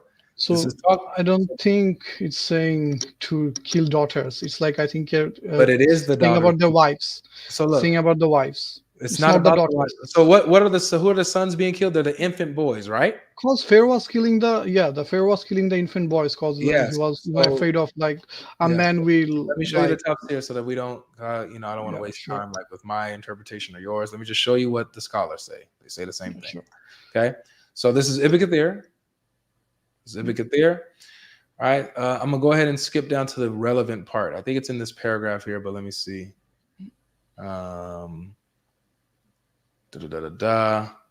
Established. All right, here it is. After the dream, Pharaoh ordered that every girls to be left alone. Yes, you see that.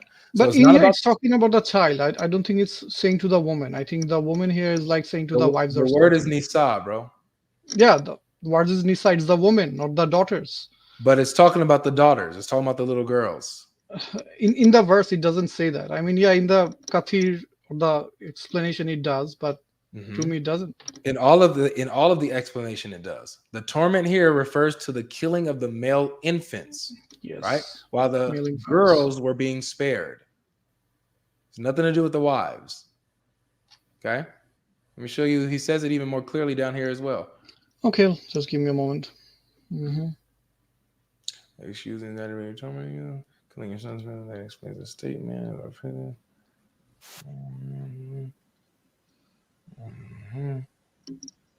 So why do you think that other verse 65:4 is talking about little girls? Because they aren't. Because they haven't menstruated yet. Lam Yahed now. They haven't menstruated at all, even in the past. Okay, so then why did Prophet waited 3 years for Aisha's menstruation? I will show you that. It's because she couldn't handle the penetration. I know. I know. I'm gonna show you all of it, bro. You always like bring up the most obscure things. I'm telling you, I know it matter. sounds crazy, but everything that I'm saying literally comes from Islamic sources. I promise you. No, it's okay, no problem. Okay. So look, we're going back to the verse. So that was a good question that you asked. So why do you say that you know, there are little girls that are being referred to in 65:4? It's because it's obviously talking about. The thing is, you guys always attack the character of Prophet Muhammad, and that's just you are literally comparing Prophet Muhammad with Jesus. To your paradigm, Jesus Christ, peace be upon him, is like a god, and Prophet Jesus Muhammad is the best example, bro. I mean, hey, to you, he's the god. To us, he's not the god. He's just a prophet. Well, even as a prophet, he was the best example. Every prophet is the best example. No. Yes. Every one of the prophets are the best example. Let me ask you this. According to our paradigm, maybe not in the Bible, because David, Lot, according to the biblical story, they weren't very much. Is one who sins a better example to follow over one who has not sinned?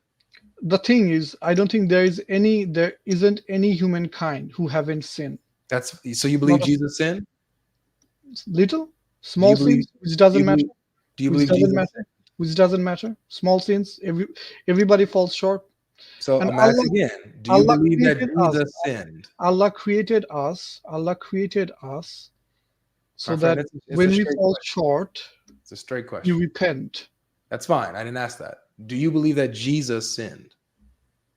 I mean, if you're asking Quranically, I'm not sure if it says like Jesus was sinless. It says he was pure. Okay, so he didn't sin. We do believe like none of our prophets sinned. Like no, you do. You just said that all of your prophets sinned. Every man has sinned. By sinning, I'm not saying like the major sins or the egregious sin. Doesn't matter, major or minor, they sinned, whether it's major or minor. But guess what? Jesus has no major or minor sins. He never sinned. Okay, show me from the Quran that it's saying like he didn't sin ever. Oh, it just says that he's pure. There's nowhere does it mention that he sinned. But it says that Muhammad sinned. Every prophet is pure. No, they're not. Can you show me where it's okay? We'll do that next. We'll do that later. We'll do the sin of the prophets versus Jesus being pure. We'll do that right after this. Okay? The thing is, I mean, according to our paradigm, we're not supposed to compare any prophets. One. And two, in your paradigm, you're comparing a god to a man. It really doesn't, make sense. Why would you compare to a man? Is he God to you? No. Okay. Jesus isn't. That's why. You believe that Jesus was a man, and we're showing you that even Jesus as a man, Muhammad doesn't compare. He doesn't even touch. Doesn't belong in the same. We don't compare any of the prophets. We do though. That's your thing, man. We don't need to. No worries. So look. So going back here, right? 65:4. You're saying that I'm attacking the character, or I'm like bringing wild things. This isn't me. Look, this is Ibn Kathir again. So the iddah of those in menopause, right, and those who do not have menses, right, those who do not have menstruation. It says Allah the Exalted clarifies the waiting period of the woman in menopause, and that is the one whose menstruation has stopped due to her older age. Her iddah is 3 months instead of the 3 monthly cycles for those who menstruate, which is based upon the ayah, chapter 2, verse 228. Okay, so talking about the older women first. Then here goes. The same for the young who have not reached the years of menstruation. Again, I asked you, like, why did Prophet Muhammad waited for 3 years for Aisha? Because she couldn't handle the penetration. I'll get you that in a second. But first, I wanted to show you, don't you see how that verse is talking about the thing is, the waiting period for Aisha shows us like we have to take that into consideration, because before prepubescent, she's definitely a child, and you're not supposed to have any type of intimacy to a child or something. Okay, I hear what you're saying, and we'll get to that in a second. What I want to show you is that this involves consummation. So you see how, number one, we understand, we can agree now, right, that this verse is talking about prepubescent girls? I don't think so. The explanation does, but not the verses that I read. Well, yeah, the verse itself says, and those who have not menstruated. Yes, and one of my understanding or one of the other explanation also says like the one who doesn't have menstruation isn't talking about girls. It's talking about who doesn't have menstruations. What explanation is that? Because the scholars are in consensus on this. Let me read another one. Here's Jalalain. He says regarding this, right? And for those of your women who no longer expect to menstruate, I'm sorry, if you have any doubts, their waiting Can period. scholars fall short? Scholars fall short. Okay. Yeah. And then he says, let me just finish it. Can scholars fall short? And also, just hold on. And also those who have not yet menstruated because of their young age. You see? It's all over the place. Even in this one, even though this was a disputed like tafsir and stuff like that, but even the understanding is here. What about the waiting period of those who do not menstruate, have menstruation because they are too young? And then this verse is revealed. All right. If we keep going, all of them, they all say the same thing.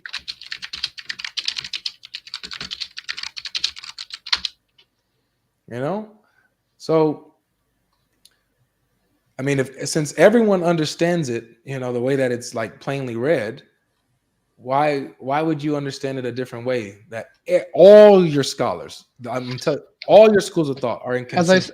As I said, I mean, you can marry someone who's a child, but you cannot consummate it. You have to wait for it. Okay. All right. So let's go with that. You can marry someone who's a child, but you have to wait for consummation until they reach puberty. Let's go with puberty, maturity, mental maturity, physical maturity. You have to wait for that. So and this also, is an important fact. just one moment before you go. So if I take your point, if I take your point, like, okay, so Aisha was a child and blah, blah, blah, blah, blah, blah. That if Aisha was a child and she was being violated like this, according to you, then either she would have reported it or we would see her like, like going down a much darker path in life, like, having problems, this and that. But we don't see that. Aisha was, she was a brilliant woman. I believe she was brilliant, which is why she wouldn't condemn or call out Muhammad when she is surrounded by people and also Prophet Muhammad sallallahu alaihi wasallam married divorcees. Yo, hold on. Yeah, sorry, man. Sorry. All right. So I do believe that she was smart and very tactical, because if she were to condemn Muhammad and call him out in front of the Ummah, in front of the people that love Muhammad, they probably would have killed her. It wouldn't go well. You guys think Muslims are so violent? Well, they like when it came all to Muhammad, Muslims are violent. That's all you think. Oh, well, I would say that the Islamic sources, like the Muslim within Islamic sources, they're very violent. You know, that's what I would say. You know, that's what you say. You know, so let's go with this. Okay, you're allowed to marry prepubescent girls, but you can't consummate the marriage with them. That's your understanding. Okay. Obviously. So let me show you actually that this shows that they actually are consummating the marriage. So you can't. Okay. If you're doing it, then you're obviously doing something wrong. Okay, I would agree with you, but it's not wrong. Then you're doing something wrong. Because to me, according to my understanding, I mean, in that time, in those time, if you are someone who's like reputed or powerful, having a marriage to a certain person can help the society or the family. So that kind of makes sense. Islam does say like Islam is for all time religion. So it will also go, the teaching would also make sense in that era, this era, in the past, and also in the future. So if that makes sense. Yeah. So if something, if some of the things, first of all, we have to understand like these are not our doctrine. Or like our this is wait. Doctrine means like who's God, who was the prophet, is God one or two, like that doctrine. Yeah, but no, this is your doctrine. This is in your Sharia. This is in your law. Sharia is not the doctrine. It's I think what does it say? Let me give the word. What does it say? It is doctrine. This is your doctrine. This is what your religion teaches. Doctrine literally means like teachings. Wait. The very basics, like how to who is a Muslim or how to be a Muslim. And to be a Muslim, you have to like have maintain the 5 pillars of Islam. Like, Can you be a Muslim and reject a verse of the Quran or condemn a no, verse I of the cannot. Quran No, as I wrong? cannot. No, I cannot. Okay, yeah. I have to take all of the Quran, definitely. Good. So if you said that if they are consummating marriages with prepubescent girls, that is something wrong. First of all, I'm about to show you, the Quran, it isn't saying I'm about to show this. you, my friend. I'm Yeah, about to sure, show you sure. that you just condemned this verse. So let's get to it. I This didn't verse condemn says- the verse. I condemned the. Okay, well, let's. I talk about the like the. I know what you're you said. saying. I'm about to show you that you Yeah, actually condemn the verse itself. I'm about to show you this. Watch. Okay. Do you see how they have a waiting period in Iddah? Ida, yeah. Do you know what that's for? It's for divorce. Why? Mostly. Though? Why do they have an Iddah though? I think Ida is like when you're supposed to divorce your wife, right? You have to wait like for 3 months to see if she has a child. They have a waiting period to make sure that she's not pregnant. Yeah, exactly. I mean, she has a child. That's what I was going to say. Okay, I misunderstood. Sorry, man. Sorry no about that.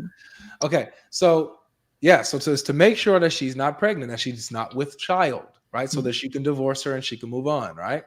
Now, so if she has an iddah, then that means that you've slept with her. Yeah, obviously. But as I said, in the verse, it isn't saying child. It is saying Nisa, woman. It says we already went over that. I already showed you that. Yes, that's the tafsir.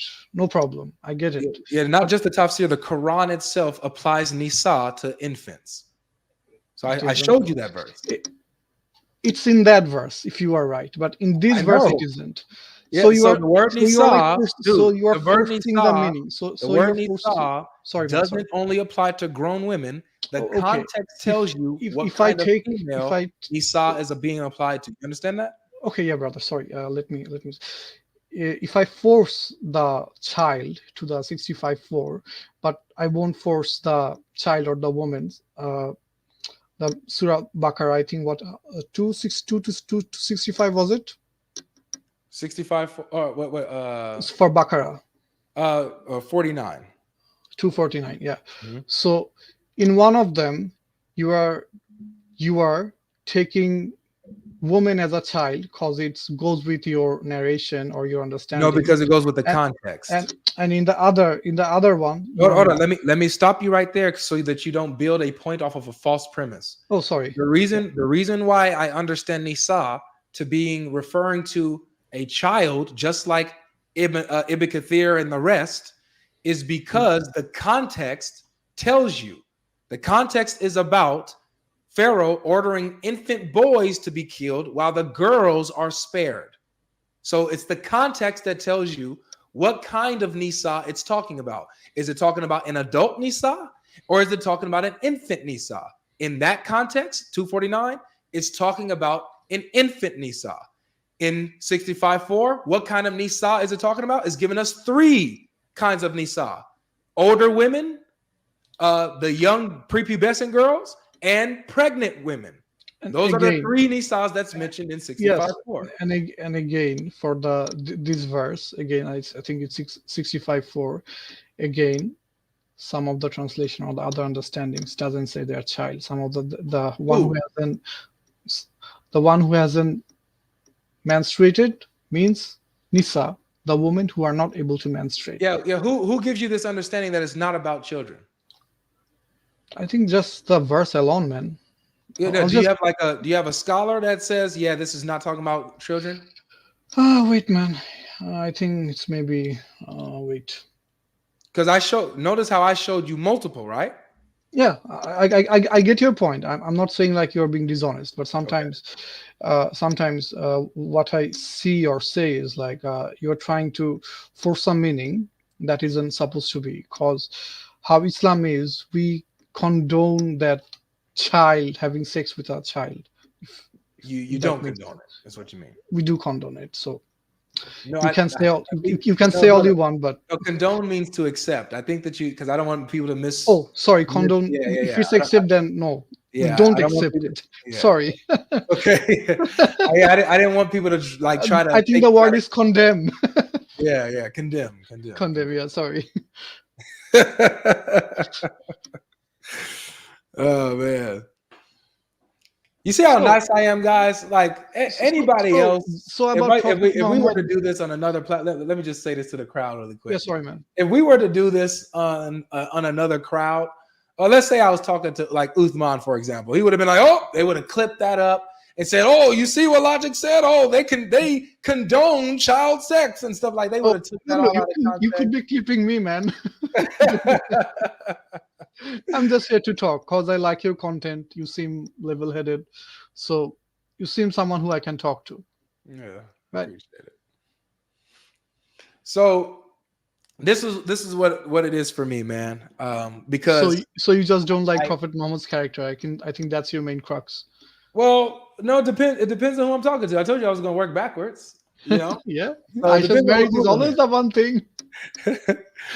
I was going to work backwards. This is huge. It really is. And also, like in UK, I mean, back just 100 years or like 150 years ago, I mean, you could get married like in 10 or 11 years to a girl who's 10 or 11 years.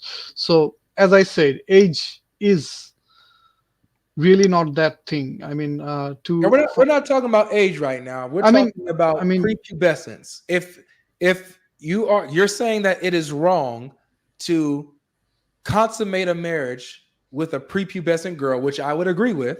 Yes, obviously. And I'm showing you that is allowed in Islam. That's what I'm showing you. And how am I reading it? I'm not seeing like how it's allowed. I'm telling you. Well, okay. So again, they have waiting periods, which means that their husband slept with them, right? Yeah, obviously. Okay. And the Nisa that they're talking about, I'm not seeing any prepubescent girls. We've already agreed that this is talking about prepubescent girls. I didn't agree to that. In the tafsir, yes, but in the Quran, I'm not seeing that. Okay, so when it says like, see, this is why I'm hoping that you can be honest with the text, bro. Like, because this is why I don't like. This is what makes us drag on stuff too long, is when we're not being intellectually honest to the text. The word was creed, not the doctrine. The word was creed. I remember the word. It was creed. I mean, the Islamic creed. Okay, good. So when it says they haven't menstruated yet, what does that mean, bro? Are they prepubescent or are they pubescent? Since the word there is nisa, to my understanding, it's saying like it's women who can't menstruate, who are not able to menstruate. Okay. So you're still trying to hang on the word nisa. Yeah, because when I'm reading the verse, I'm not going to the tafsir.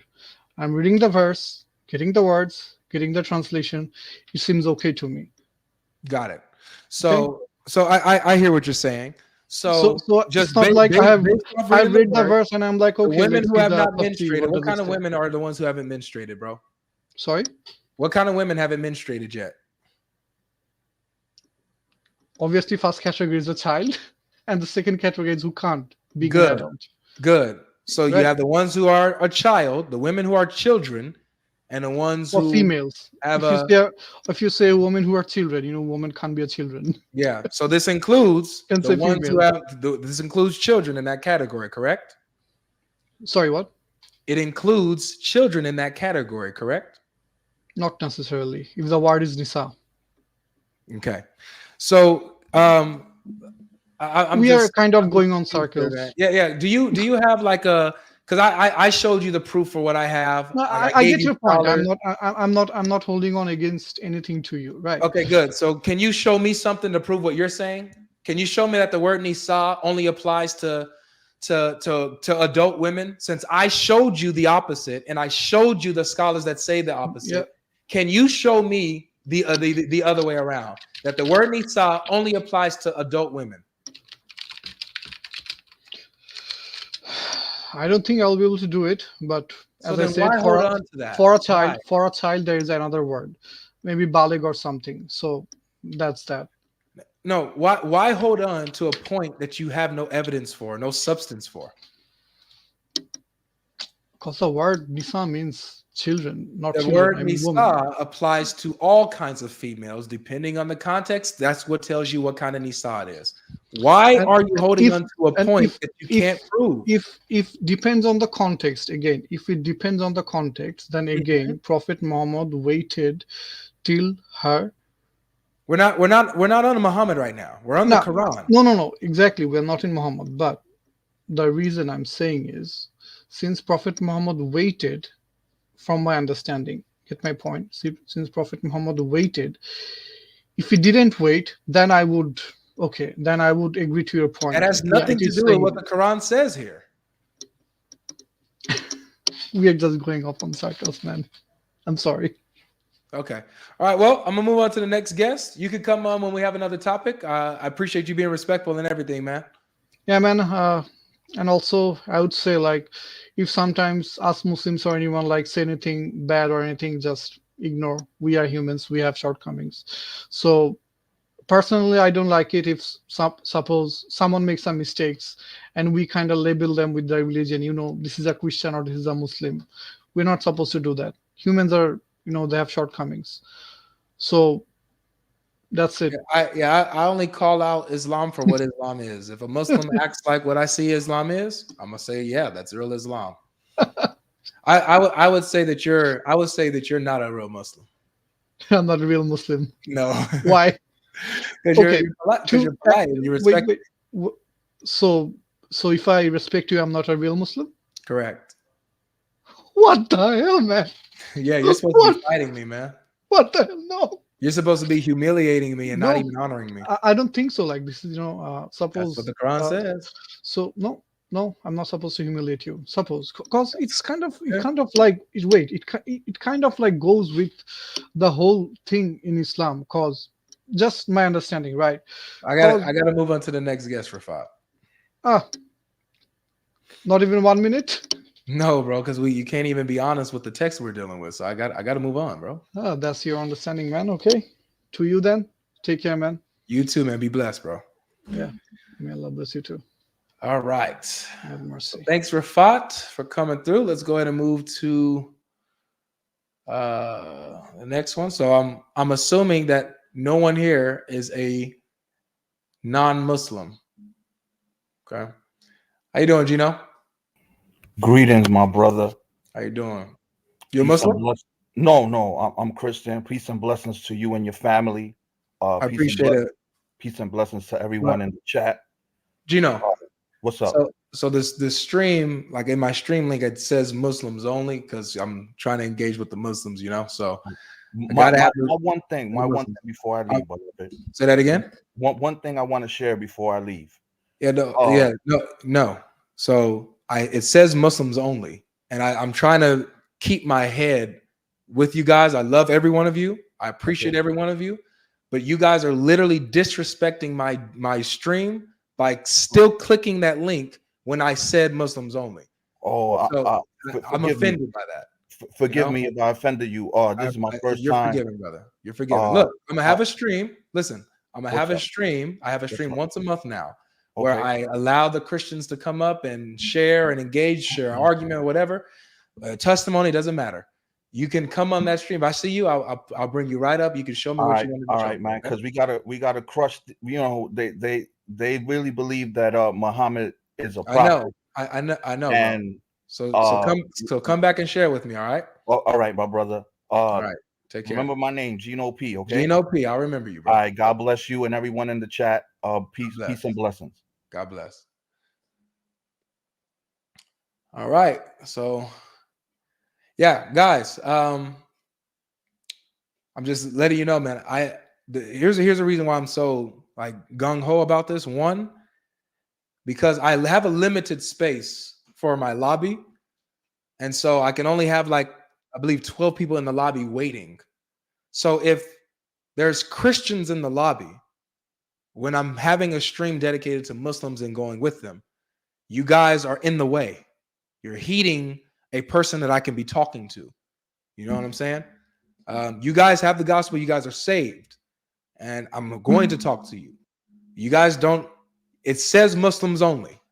So when you're a Christian and you push that link that says Muslims only, you're disrespecting me. You may not mean to, or maybe you do mean to. I don't know. I don't know your heart. But from this point forward, I'm taking it as disrespect. I'm taking it as disrespect. When it says Muslims only and I see a Christian request, I'm going to take it as disrespect now because I've said this long enough and I've been polite. I've been respectful. So now I'm not getting that same respect back. So I'm just keep it real.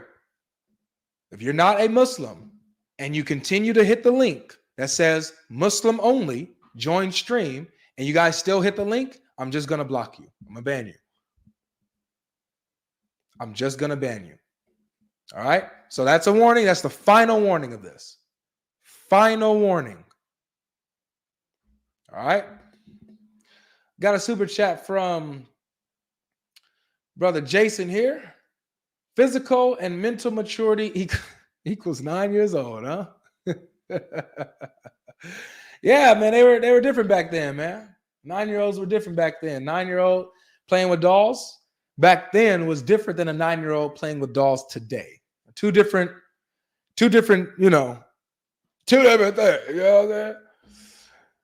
Woo! All right, let's get back to this. See, Akiel, Curly, Raffaello. How you doing? Hello, how you doing? Pretty good. Pretty good. You a Muslim? I am a Muslim. We spoke very briefly before. I wound up speaking to Sam, and I didn't call in for Sam. I wanted to speak to you. Oh, you're the one who came from Baptist church, right? Or something Pentecostal. like that? Pentecostal. Yeah. Oh, yeah. Okay. Yeah. So, yeah, I had called in because I really wanted to engage with you. And somehow I got stuck with Sam, which was cool, but that wasn't the objective of me calling your page. You know what I mean? Me and Sam are one, man. You talk to me. It's all good, but I really wanted to speak with you, not with Sam. I think he has his own page. I could have gone to his page and engaged with him, but I'm just saying. We're one and the same, man. You call me if Sam's here, you're going to talk to Sam and me. Well, yeah, it's all good. So what's on your mind? Well, I wanted to address your topic. Which is? We were asking what makes Islam correct, is it? That I asked that. Yeah, sure. Go ahead. Okay. Well, just a lot of the Muslims, I guess they're using the Quran and they're using Muhammad, but I think I said before that the Quran and the Bible, I believe, are one and the same. So after reading both, the Bible does set up a religion. There's a religion being implemented and propagated in the Old Testament. Now, I'm not going to, excuse me? It's impossible for it to be the same. We already went over this. Well, I didn't get a chance to justify my end. I was kind of just. Did Jesus die on the cross for our sins? Well, I have my different views on that. I don't believe he died for everybody. I believe he died for the Hebrews. Do you believe that does the Quran say Jesus died? It does not. It doesn't say that. Does it reject that he died? Like, does it deny it? It does reject it, only for the simple fact that, again, he died for the Hebrews, right? So if that's what they believe, which is what the Bible says, then he died for the Hebrews. And so I have a beef with him dying for everyone, because it doesn't necessarily say that. But to go back to the religion that's being implemented, it says he didn't die at all. So if it says he didn't die at all, that's a contradiction between the Quran and the Bible. Well, they just don't believe, again, because they don't believe he died for them. So therefore, they don't believe he died at all. Right. I understand that. But like I said, but the Bible also says that, and he says himself that he came for the lost sheep of the house of Israel. What does that got to do with him dying or not dying? He came for the lost sheep of Israel. So he came to die for them. He came for his people. Does the Quran, I'll ask again, does the Quran affirm or deny that he died? They deny that, but they affirm that he came. No, but they affirm that he came for the children of Israel. So that is confirmed. What is a contradiction? A contradiction is something, when you imply something, but then you're really saying something else. Lord have mercy. A cannot be non-A at the same time in the same sense. Well, it's perspective. Again, it's all about how you're approaching. Contradiction is not about perspective. It's not about perspective. It's all about. These are two truth claims. It's all about perspective. Okay. All right. So let me just set this up. I'm not interested. Respectfully, I'm not interested.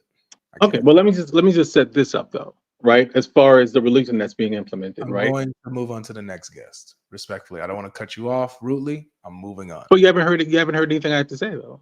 I did. I heard what you had to say. I heard enough.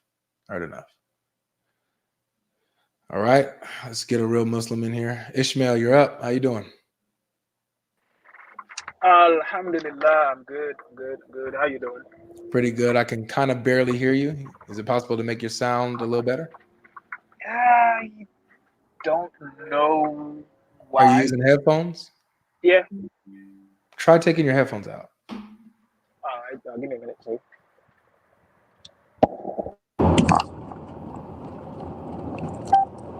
How about now? Hello? Say something. Can you hear me now? Sounds like you're driving, man. Are you driving? Yeah, I'm actually about to park in about 2 minutes. Okay, yeah. I was up here. Okay. Can you put me backstage so I don't have to go join? Thank you. Yeah.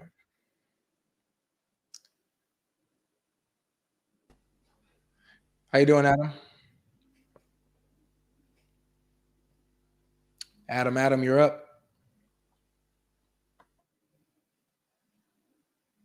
Adam, going once, going twice. All right.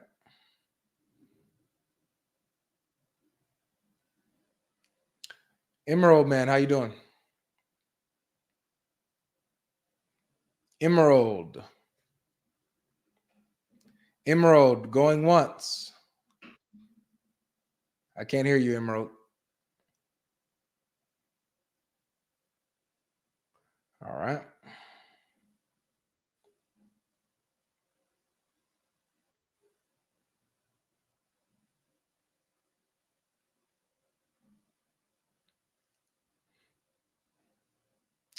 Muhammad Bilal, how are you? Yo, hello. Can you hear me? Can hear you just fine. All right. I got a question. What's your question? All right. So I got an Orthodox Christian friend. He said to me I should talk with you. Okay. So I got a questions. According to your religion, Sam Shamoon is a heretic. You know that?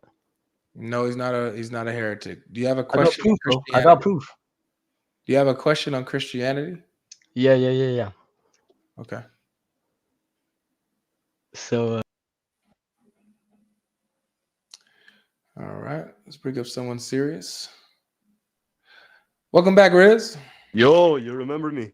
Yeah, of course, man. What's up? Damn. Yeah, I've been busy. Couldn't join in Monday or Wednesday when you had the discussions. But yeah, I'm back right now. Welcome back, man. I forgot what you were coming back for, but what did you want to talk about? Yeah, I had questions about Christianity, but I came to address I said that I would study something about the fourth verse in chapter 65 about the child marriage and stuff. You wanted to touch on that? Yeah, just I read something in QuranTalkblog.com. Quran I Talk found it interesting. Blog. I just want to share it with you. QuranTalkblog.com. Yeah. You don't think it's a credible website? It's a blog, man. Well, no. They actually give give explanations based on the Arabic language and stuff. Let me just read something very quickly, and then you give me your opinion. Go ahead. Okay. Verse 65, chapter 65, verse 4 discusses the necessary interim period between a husband and a wife if they choose to divorce. It goes on, and then it says, additionally, it is worth pointing out that the verse clearly references women by using the term nisaikum, which does not include children. How long were you here? What? How long have you been here? About 20 minutes, something like this. So yeah, within the past 20 minutes, I went over this. Somebody used that same argument. So let me. No, yeah, he said nisa though. Yeah, Nisa, that's the same word that's being used in 65:4. I was just waiting. I wasn't actually. Yeah. But So wait, nisaikum, is that the same? it's the same word, but it's just a different form of the word. Can you actually like prove it in the Quran that it says nisa instead of nisaikum, or is that just or we're just yeah. Nisaikum is the word woman in the plural. Okay. Mhm.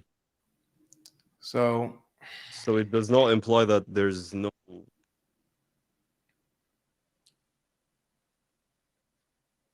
Look, so I'm about to show you the same word is used, the same word, same form is used in 249, referring to infant babies. Oh, well. Look. Damn. Here it is. So this is chapter 2, verse 49, right? You familiar with the story of Pharaoh? Yeah.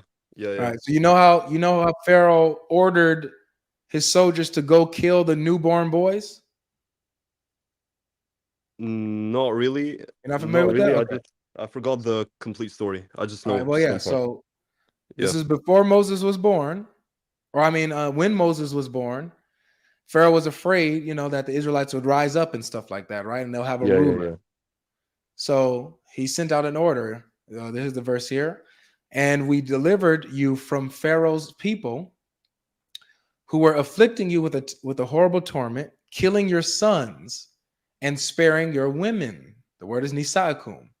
And therein was a mighty trial from your Lord. The word is nisaikum. I'll show you. Same form of the word that's in 65:4. You see? Nisaikum. Now, here's the point, though. This verse is talking about infants, the infants that are born. Pharaoh wants the infant boys to be killed, but he spares the infant girls. But they're called nisaikum, women. Yeah. So the word nisa or nisaikum in the plural refers to all kinds of females. The context is going to tell you what kind of female it's talking about, what kind of woman it's talking about. A child woman, a teenage woman, or a grown adult woman. The context will tell you. You feel what I'm saying? Yeah. I get you. Okay, I understand that. Okay, I just found it interesting, but yeah, seems like you can't trust these sources. Can't trust them, man. You know what you could trust? You can trust the Sheikh. Trust Sheikh Logic. Trust Sheikh Logic, bro. Yeah, Sheikh Logic, yeah, but like not any Sheikh, just not any Logic. Sheikh. Sheikh Logic specifically. He's the one you want to trust. He's the one you want to go to. Are you implying that you're Sheikh Logic or that's me? Oh, I get you. That's me, Habibi. Yeah. Hold on, man. Let me. I'll rely on logic only, but if you make sense as well, yeah, why not? One thing. Yeah, I just wanted to discuss one thing. I realized because I have Christian friends, and they're actually my best friends in comparison to other Muslims that they say that they shouldn't be your best friends and stuff. But yeah, they're very close to me, and I discussed some topics with them, and I didn't like something because you're not really monotheistic, in my opinion.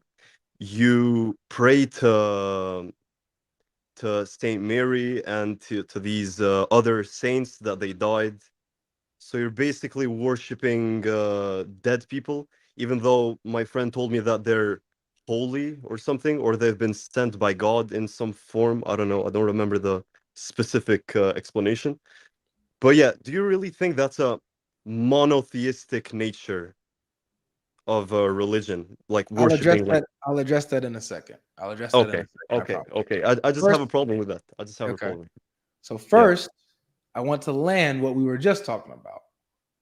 So now that you know that 65:4 is definitely including little girls who haven't menstruated, are you okay with that? I am not okay with marrying young. No. So you just condemned the Quran. Well, listen, in some way,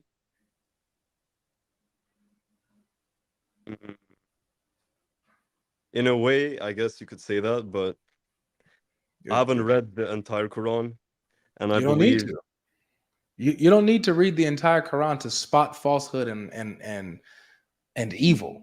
Like I don't have to read it the entire, book of Satan to spot evil, you know what I'm saying, or something that's just obviously wrong.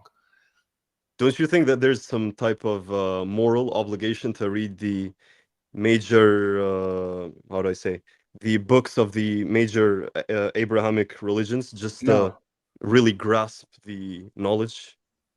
No. Oh. If you asked moral obligation, no.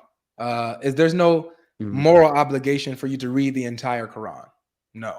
It doesn't matter how big a religion is. Just because Hinduism is huge. Hinduism is large too. I don't have to go read the Hinduism books just because it's huge and large. I don't have to do that. What you have a moral obligation to God and the truth, and so that's what you stick with. And then when you spot a falsehood or evil, something that goes against the character of God, you immediately call it out and reject it. Simple. Yeah, I can call that verse out that it's against it's just basic morality, basic logic. That's the problem. Absolutely. That's the condemn, problem. you just condemn the Quran, man. Why are you still a Muslim? Listen, I understand that, but the reason why I'm still a Muslim is because I believe, apart from Jews, I believe that Muslims have the most, how do I say, monotheistic nature of worshiping God and not. That's fine. If you have a monotheistic concept of God, that's simpler than others, but yet this God is teaching you that you can go and have sex with little girls. How do you, you know what I'm saying? It doesn't matter how it doesn't matter how simple and comprehensible its monotheistic view is. If it's teaching that this God is teaching evil things, that's a false God. Right? Well, yeah, if it's it makes sense. Yeah, it makes sense.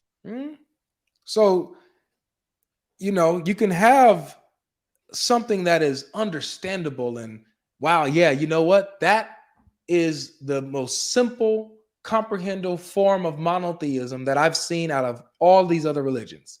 Exactly. Yet this God teaches I can have sex with little girls. Yet this God teaches that I can hit my wife if I fear disobedience. Yet this God teaches that I can, if I go pillage a village, I can take a married woman captive and sleep with her as long as she's my captive. I can do all of these things. This is what this God is teaching. Yeah. Obvious things that are evil. Yeah. Why? So you can see that it's a false God. Well, yeah. I don't know. You do know. I'm gonna have to think about it more deeply. I'm gonna have to read all these like major Abrahamic religion books to really actually judge, in my opinion. I think you only need one. You only need one to judge. You think the Torah is just irrelevant? You think the Torah is just irrelevant? Oh no, the Torah is essential. The Torah is essential. But what I'm saying is for you to know what is true, and you're saying you need to think deeply and read them to really make this decision or guide you the right way. There's only one book that you need to read, bro. Read the Gospel of Matthew. Just read it. I promise you, I'll read it. I need to read everything to really start with the Gospel of Matthew, bro. Read the Gospel of Matthew from beginning to end. And in the meantime, as you're doing this on your journey, keep coming to me and telling me what you're finding and what you're reading and everything. I want to be on this journey with you. You're in an interesting place. I want to know what you find, what you think, the questions you might have, or whatever. Read the Gospel of Matthew. It gives you the character of Jesus, his teachings, the gospel message right in the root of the book of Matthew. Okay, read that, and I doubt that you would. I mean, you wouldn't think twice about this Quran. I promise you. Well, yeah, I don't know. I'll just search for the truth, and that's it. Perfect. Just okay. One recommendation. One recommendation. To me? Yeah, to you. Oh, sure.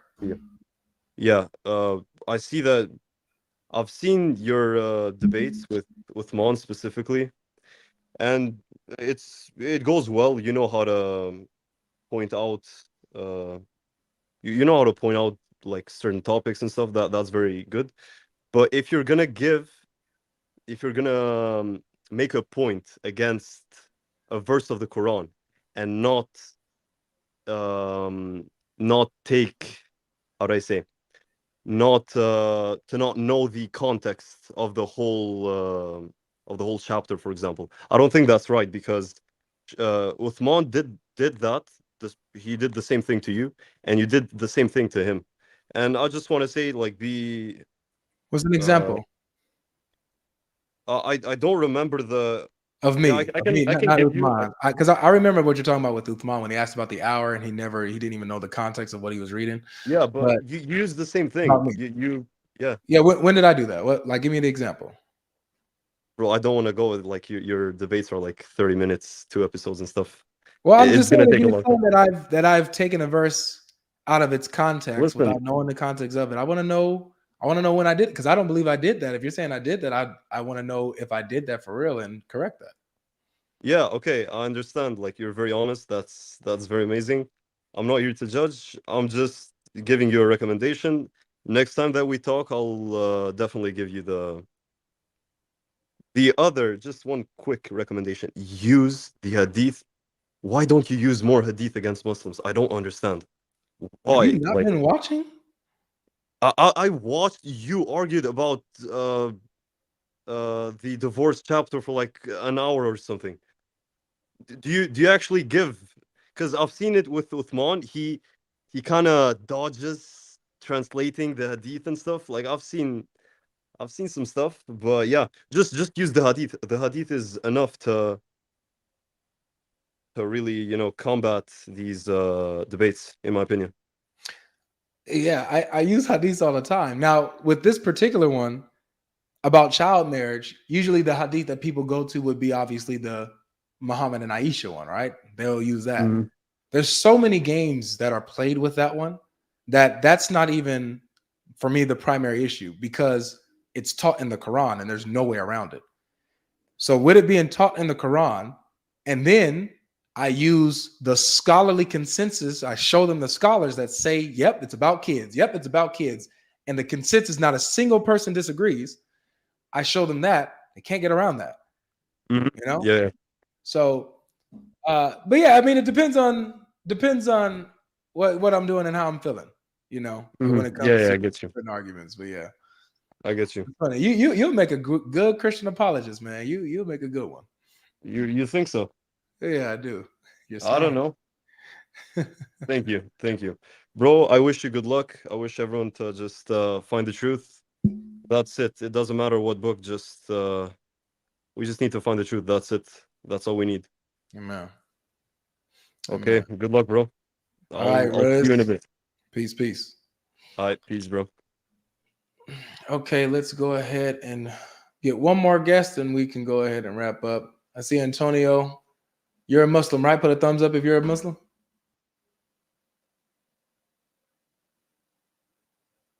Put a thumbs up in the camera if you're a Muslim. Okay, got it. Perfect. All right, I'll bring Antonio up. You're next, man. You'll be the last guest. I forgot to answer the man's question.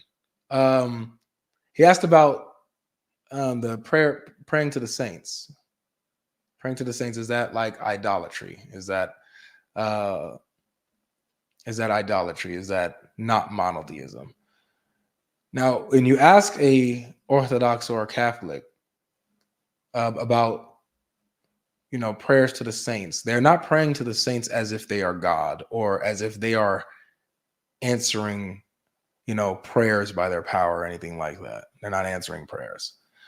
What it is basically similar to how a brother or sister here on earth can ask you to pray for them. Hey, brother, can you pray for me? Sister, can you pray for me? We believe that the saints, that people, the Christians who die here on earth are actually still alive with God. They're even more alive than we are. God is the God of the living, not the dead. So they're alive.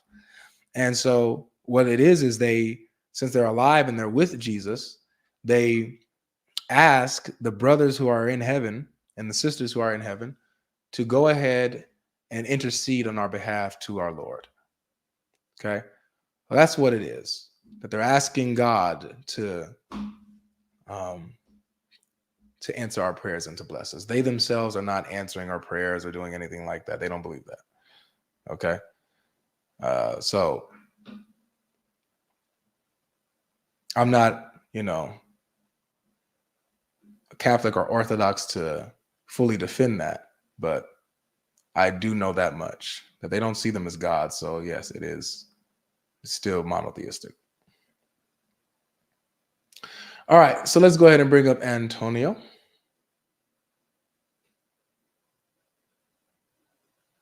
Can you hear me? Hey. I can hear you just fine. How you doing? Hey, I'm good. I'm good. First, I will say I grew up in the church, and my best friend, like the last brother, is also Christian. And now that I'm on here with you, I'm gonna send this to her. You know what I'm saying? Because we always go back and forth. You know what I'm saying?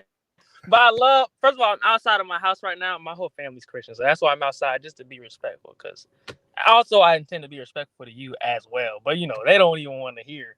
So that's why if you could, that's why I'm saying Muslims say produce your proof. You know what I'm saying? So if you can give me something like I see you doing with other people, you know what I'm saying, I would look into it. You know what I'm saying? I'm not someone who's closed-hearted and nothing like that. You know what I'm saying? So that's why I'm surprised you brought me. This is my first time ever even trying to be. I watch your videos for like a good 2-3 months now. I'm like, man, really? you know what I'm saying?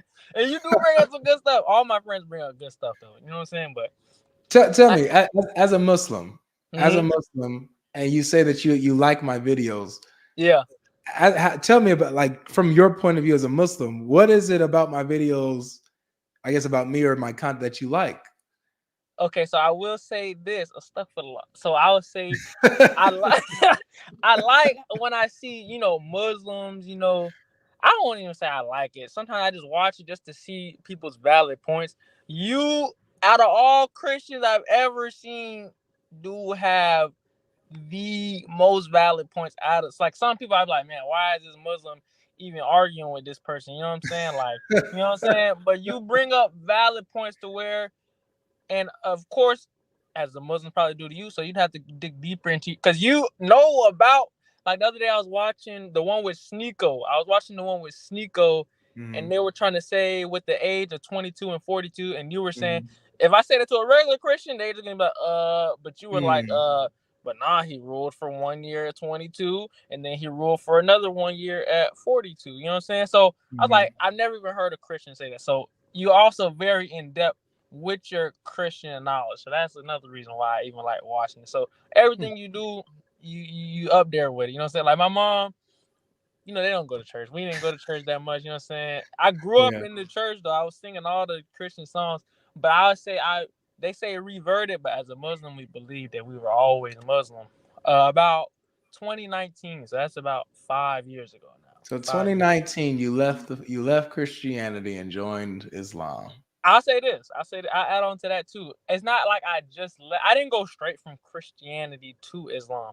So before Christianity, my dad was always Muslim, like since I was a little kid. So I've always been going to the masjid. And we'll get into it, but I always look at things with an open heart, and maybe Christians will say that's not a good thing to do with an open heart, because you want to guard your faith and stuff like that. But I always look at things with open heart. When I would go to the masjid, the God that they're talking about sounds like the God that I know. You know what I'm saying? The God that knows everything, the God that is merciful, the God that is, You understand. sure? And hey, we can get into it. That's why I'm here. We can get into it, man. But yeah, that's the guy I know.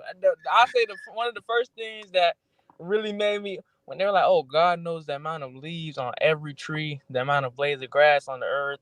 I'm like, man, you know what? That's the guy I know. The God that knows absolutely everything, what you thinking, what's in your heart, what you say, what you don't say, everything like that. So, but yeah, and then your question on here, I can't see it right here because I'm not on YouTube, but it was, Islam has no answer, or what's the exact question?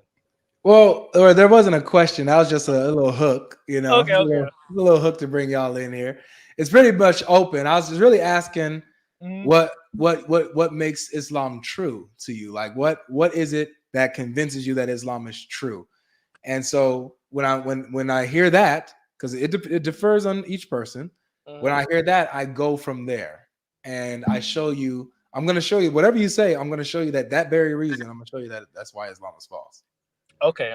So there's the verses that talk about knowledge, like about and I'm not even the best Muslim, you know what I'm saying, that you could talk to, you know what I'm saying? But the sea with the water, with the salt water on one side, where the two seas fresh meet. water. Yeah, and how he talks about the seas being separate like that. There's a lot of, so even before I was like Muslim, you know what I'm saying? I believe I was always Muslim, but even before I was Muslim, you would say I was always big on science. So before I even was ready to jump to Islam, I wanted to prove with science, because I love God no matter what. You know what I'm saying? So I wanted to prove with science, just because I would want to.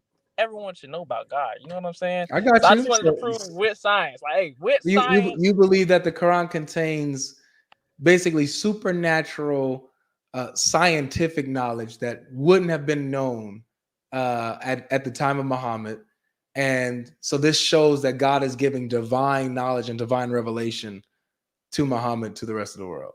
Yes, sir. Yes, sir. Yes, sir. Okay. Yes, sir. So, all right. So let me ask you this then: if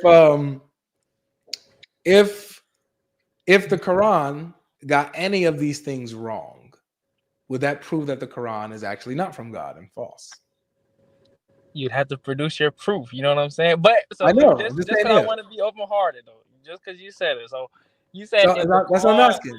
If that was the case, if it was the case that the Quran was wrong about some of these things, like let's say one thing, if it was wrong about one of these things, would that prove that the Quran is not from God?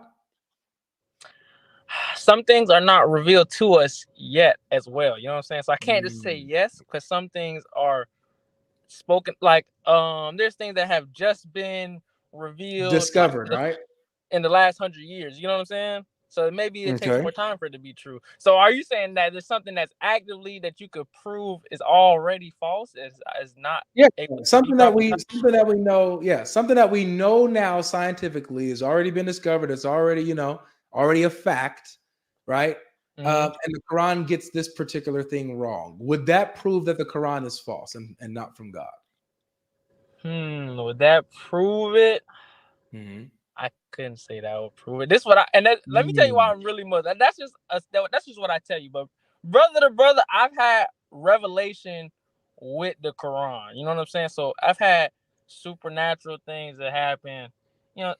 You would say supernatural, but it wasn't like super. It was crazy. It was something crazy that was going on. You've had some spiritual experience. Yeah. And I've heard Christians have it. So maybe it's not even about a Quran or Christian or Jew thing. Maybe it's just I've had a spiritual experience concerning the Quran. Okay. So yeah, spirit. Okay, nice. So let's deal with the first thing first, though. Okay, yes, because at first you were saying yeah, this is big for me. Like personally, I love science. When it comes to scientific facts and seeing how God aligns with scientific facts, that's a huge thing. That means a lot for you. And so, hold on. I'll say this. I don't want to just cut you off, right? At the end of the day, I don't care if science could prove God, because I still love God. You know what I'm saying? So maybe even if science couldn't prove it, because I've been trying to prove it with science. Yeah, but yeah, we're not talking about that. No worries about that, bro. I'm just saying, if scientific miracles are enough to prove that the Quran is from God, then scientific falsehoods will be enough to prove that it's not from God. You see what I'm saying? I see what you're saying. I see what you're saying. So if science is good enough to prove that the Quran is true, then science is good enough to prove that the Quran is false.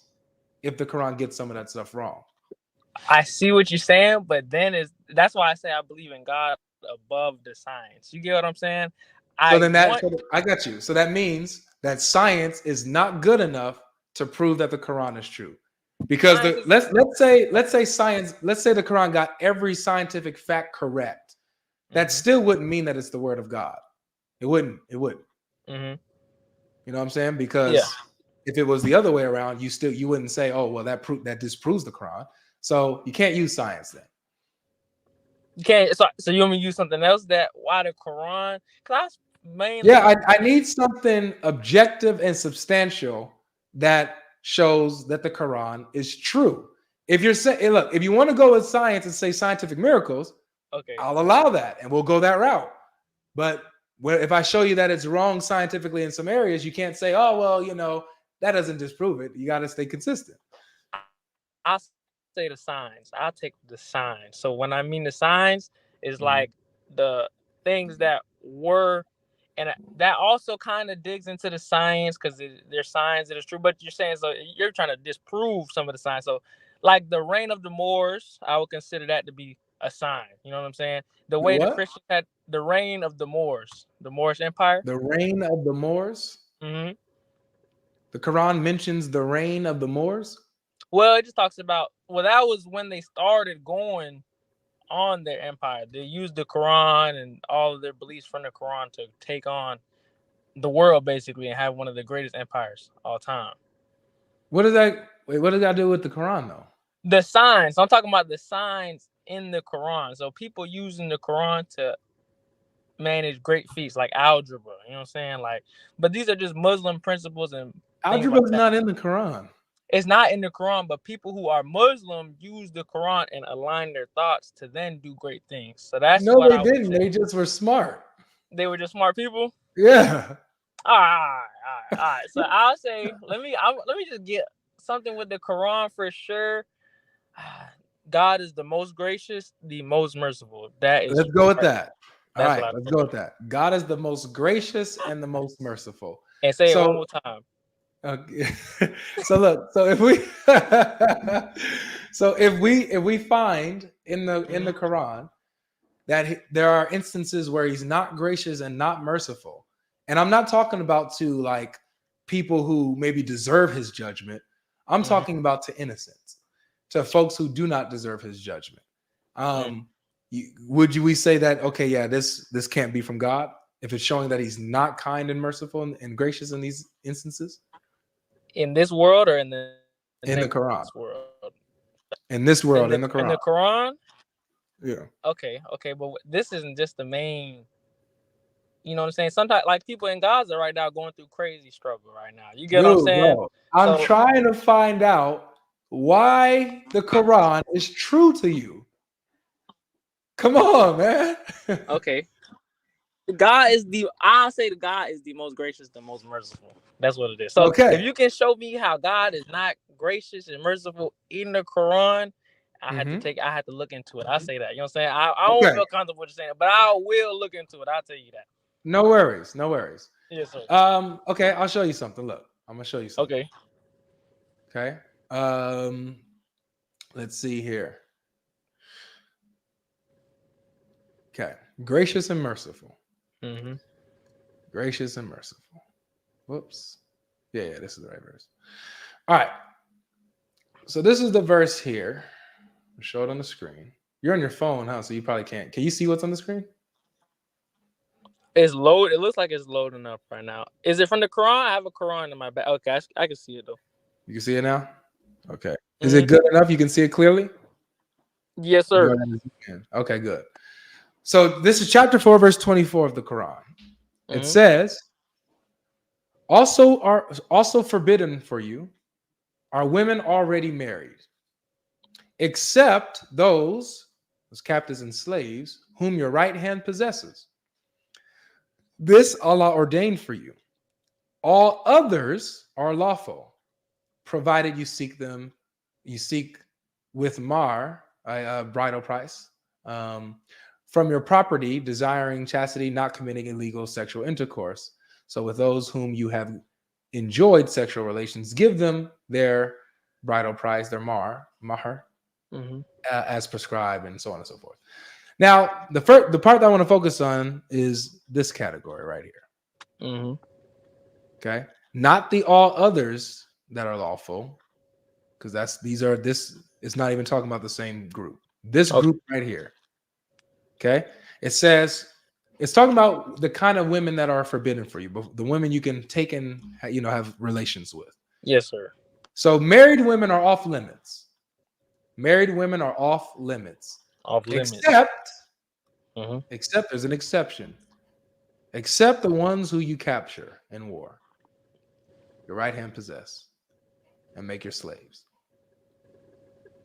So the Quran is allowing you. Let me ask you this: Is adultery wrong? Adultery wrong.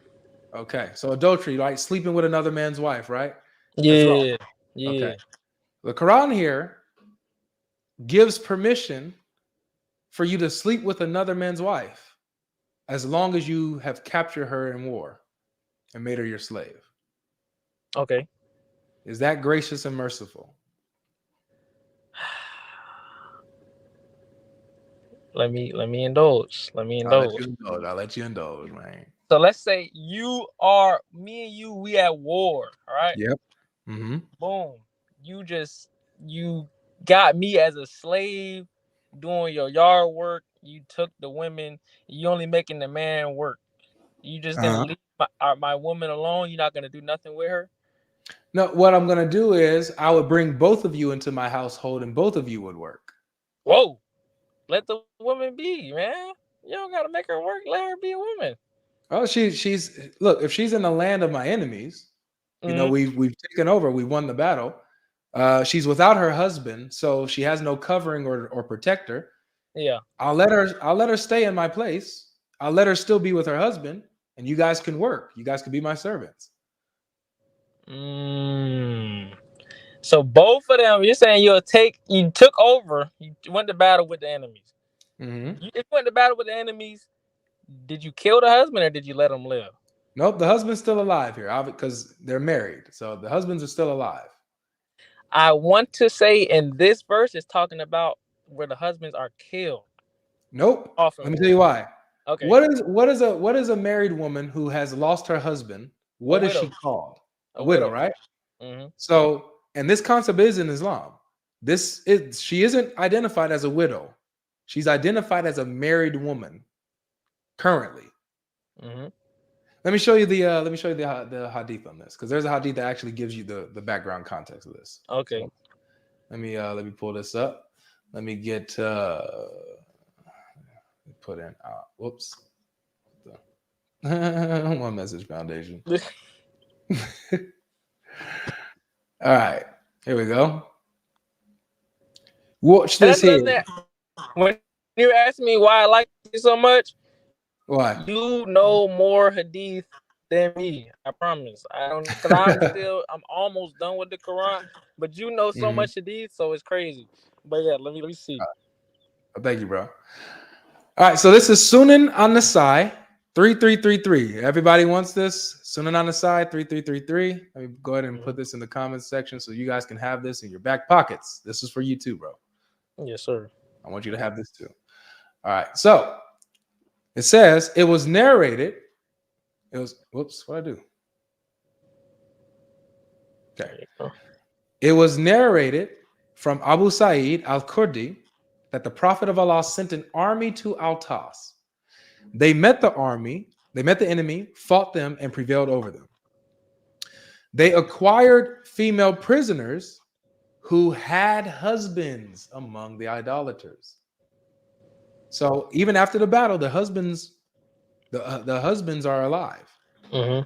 Okay, and watch this. Because of this, it says the Muslims felt reluctant to be intimate with them. Okay. All right. So even the Muslims had common sense, like, yo, okay, we can have the women because they're not married, but these, they're married. So what do we do? They're reluctant, they're hesitant. So what happens? Then Allah, the Mighty and Sublime, revealed. Also forbidden are women already married, except those slaves whom your right hand possesses. Right? Meaning this is permissible once they have completed their iddah. Means that you got after you make sure they're not pregnant, you can go ahead and sleep with her. So now this iddah, I just seen your other one. This iddah, is that the term for divorce? Are we gonna throw that in there? No, iddah is not for divorce. Iddah, so the term for divorce is talaq. Okay. That's what that chapter is called. Let me screenshot this. I gotta screenshot this real quick. Yeah, go ahead. Okay, I just screenshot that just so I can remember that. So the word for divorce is talaq. Iddah is just waiting period or prescribed period. Okay, so it's the period that a man and a woman wait to make sure she's not pregnant. Before doing stuff. Okay. So yeah. So these Muslims, they were reluctant, right? They were hesitant to have sex with these women because they were married. So but then Allah allowed this. Now let me ask you this, bro. Would a married woman who has been attacked by another army and they lost, her husband lost the battle, but her husband is still alive, would this married woman willingly go now with her captor and sleep with her knowing that her husband is still alive? You may tell the truth? Tell the truth. Her husband, we're not talking about Christian. We're talking about an idolater, you know what I'm saying? Idolatry people. Why does that matter? We're talking about character. We got these city girls out here right now. They might sleep on you with their husband for no reason. You get what I'm saying? That doesn't answer my question, bro. You're saying would they willingly sleep with another man? Yeah. I'm not a woman, but I would say yes, they could willingly. I can say they would unwillingly if you want me to go with that. But I want you to be real, bro. I want you to be real. There's polygamous. Like in Hindu, they can have multiple partners. Yeah, that's not about that. I'm asking, would they willingly go with their captor, a person who has defeated their husband in battle, and now they're being taken from their land? Would they willfully sleep with them, knowing that their husband is still there and alive? I see what you're saying, and in a perfect world, you would want me to say no. I just want you to be honest. If you're you want me to be honest? Yeah, to be honest. If big bank take little bank, you heard that. If somebody else come with more money, they might take my girl. That's all I'm saying. So would I say that she would definitely listen? I might just be in the fields working, and we gotta go to war, and the come over. Come on, man. You know the answer to this, dude. This man on a big old horse comes up. You think my woman don't want him? Big old horse, nice armor. You know what I'm saying? He's a nice guy. He's a good Muslim brother. She might want to sleep with him. Are you trying to say that women don't cheat? If that's what you're trying to say, then we got to pick.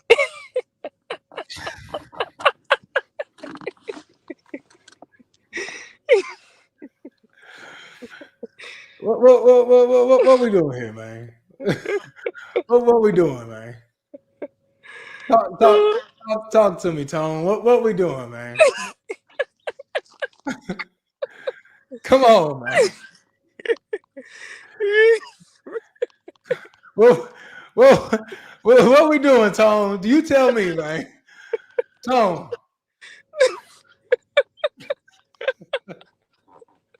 What we doing, dog? No, man. No, man. Hey, listen. That's just how it be. That's how it listen. And I'll say this. To your point, a good Christian woman wouldn't do that.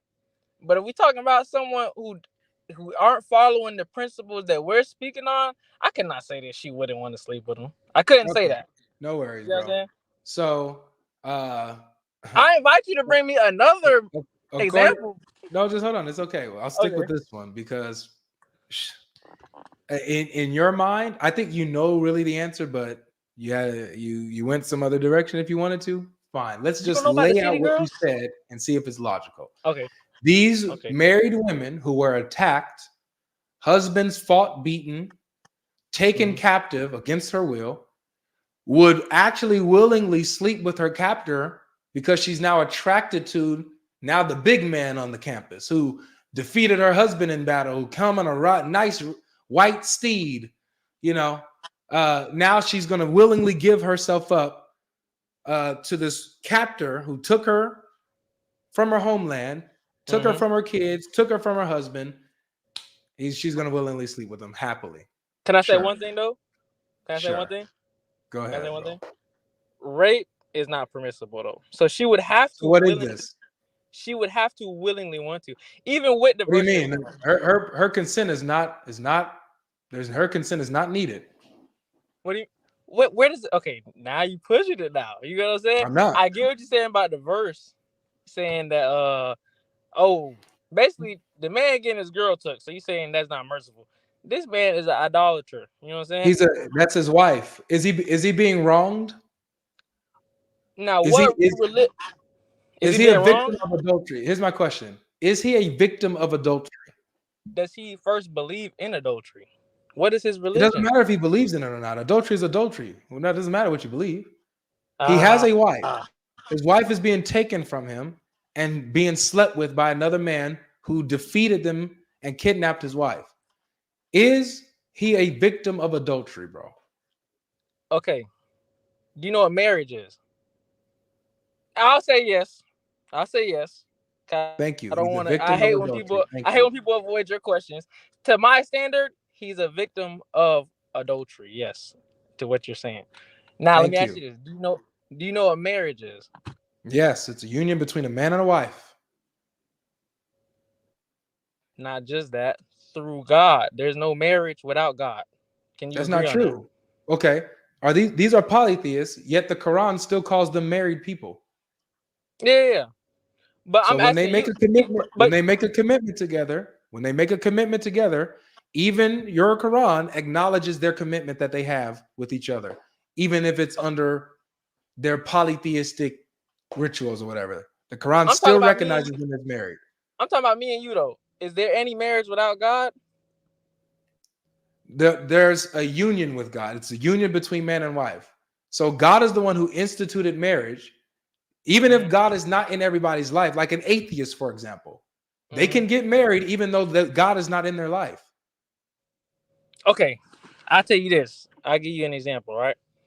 No, I cannot marry. This is not on the point, bro. It's not on the point. This is for you. Are you trying to say you believe? Is it on the point? Is it on the point though? This is definitely on the point. You're going to address how these people are a victim of adultery. How Allah is allowing and permitting adultery. You're going to go ahead and address that? Okay, so you're trying to say that they are purposely doing adultery, which is a monotheistic term. It's not a monotheistic term. It has nothing to do with theology. Okay, so what is it? Okay, maybe I'm dumb. Excuse me for my ignorance. Explain adultery in your full... Adultery is when a married person steps out of their marriage, sleeping with another person other than their spouse. That's what adultery is. Okay, so now you said a married person. So this is why I asked you. Between me and you, not what anybody else thinks, what is marriage? I already told you what it is. So when a union between man and woman. Yes. So now that's what it is for you. For me, I cannot. That's what it is. That's what it is. It's not my perspective. It's what the definition of marriage is, bro. What are we doing, bro? Come on, man. Are you wasting my time now? According to who? Okay, so let me say. Come on, bro. That's what you're saying. Marriage is. So wait. Let's just skip all of this because you say you watch a lot. You hate when Muslims do this. You're doing it right now. No, I agree with you. You were saying it's adultery, but you're saying it on the terms of marriage. So that's one thing I do watch. You don't go. Sometimes you go a little deep.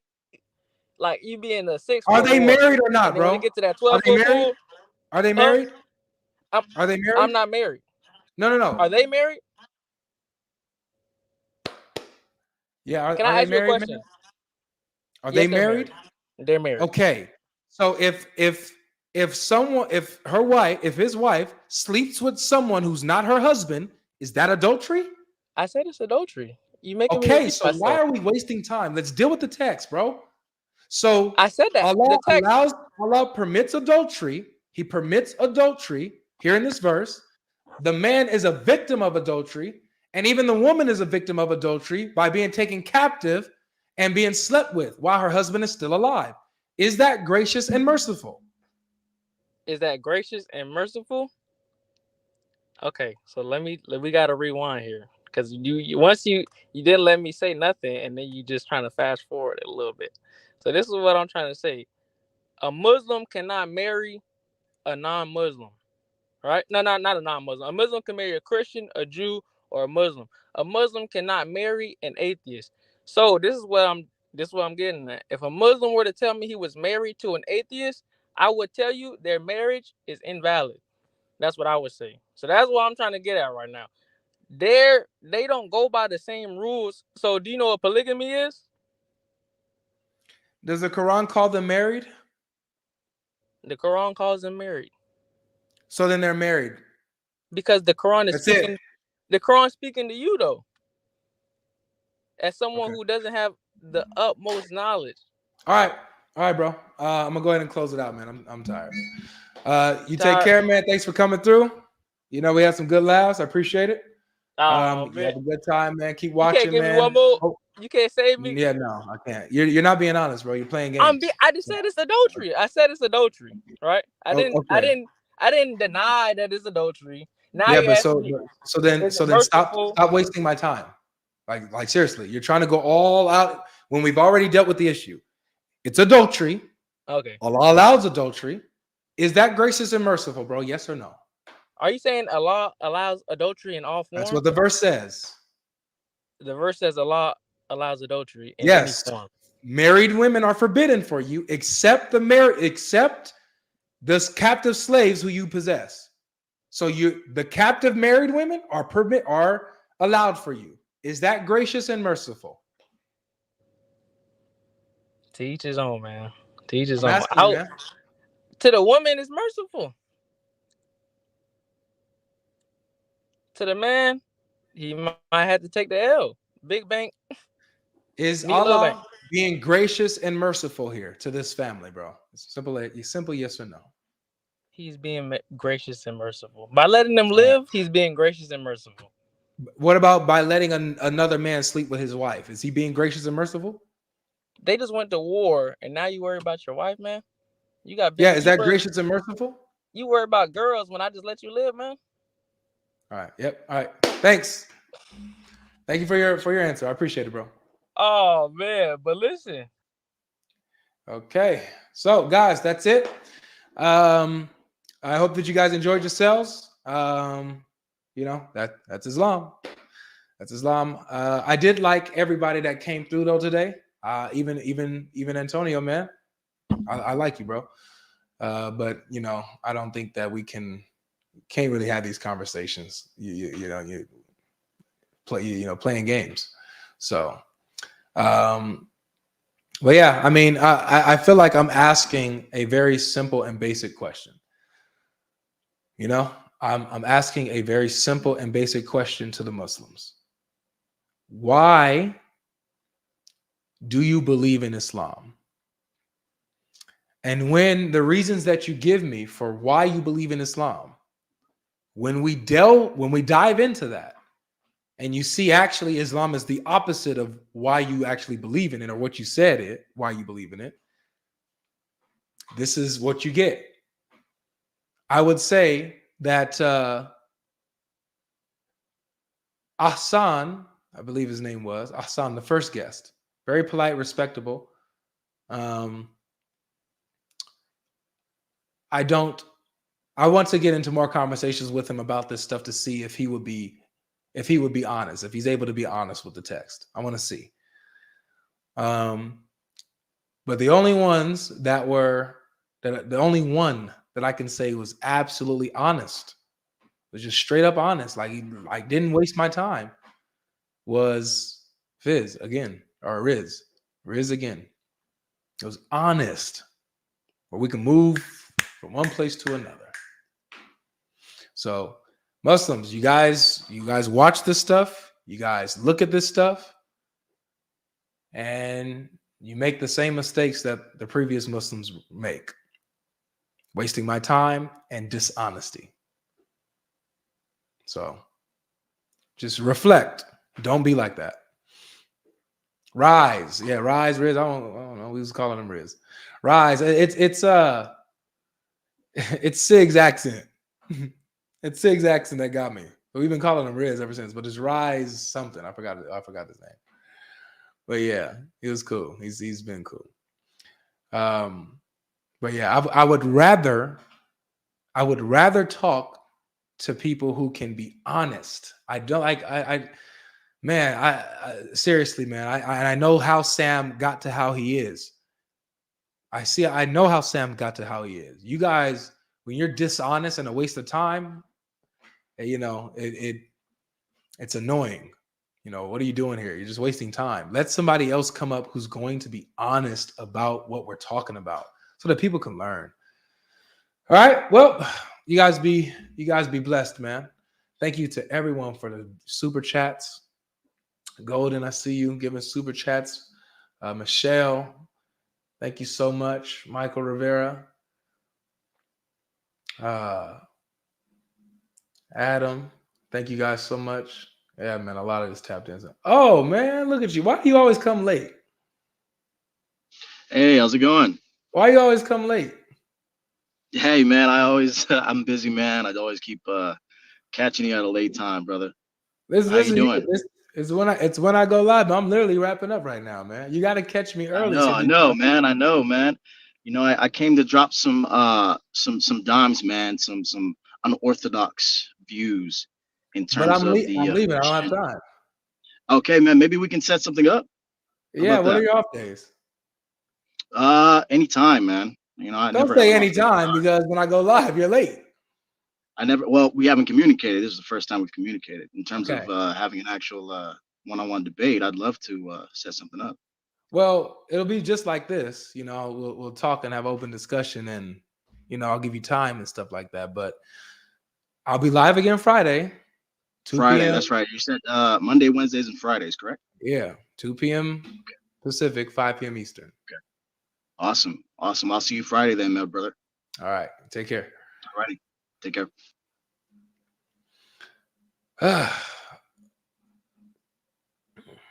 Thank you to all of you guys who gave super chats, especially to the ones who dropped $500 and $100. Man, you guys are amazing, man. Blessing the channel for real. Ralph said Sam and God Logic are one. This is a brotherhood that deserves my support. I'm telling you. Oh man, that's funny. Jason and Rules, brother in Christ, Ralph. And you guys are amazing. I appreciate you guys. All right, well, you guys take care of yourself. Make sure you guys hit the like button. Subscribe if you haven't done that already. Subscribe so that you guys can continue to learn. I see you guys. Ahmed Abbas, Suleiman, Farouk Ibn Shamal. I see you guys. Come back Friday. If you guys have time, I'll try to get you guys up. All right. All right, but you got to come. You got to make it early. Remember, 5 p.m. Eastern Standard Time. 5 p.m. Eastern Standard Time is when I'll be live. So try to hop in early so you don't miss it and get behind all these people who will waste my time. All right, you guys be blessed. Take care of yourselves. Peace.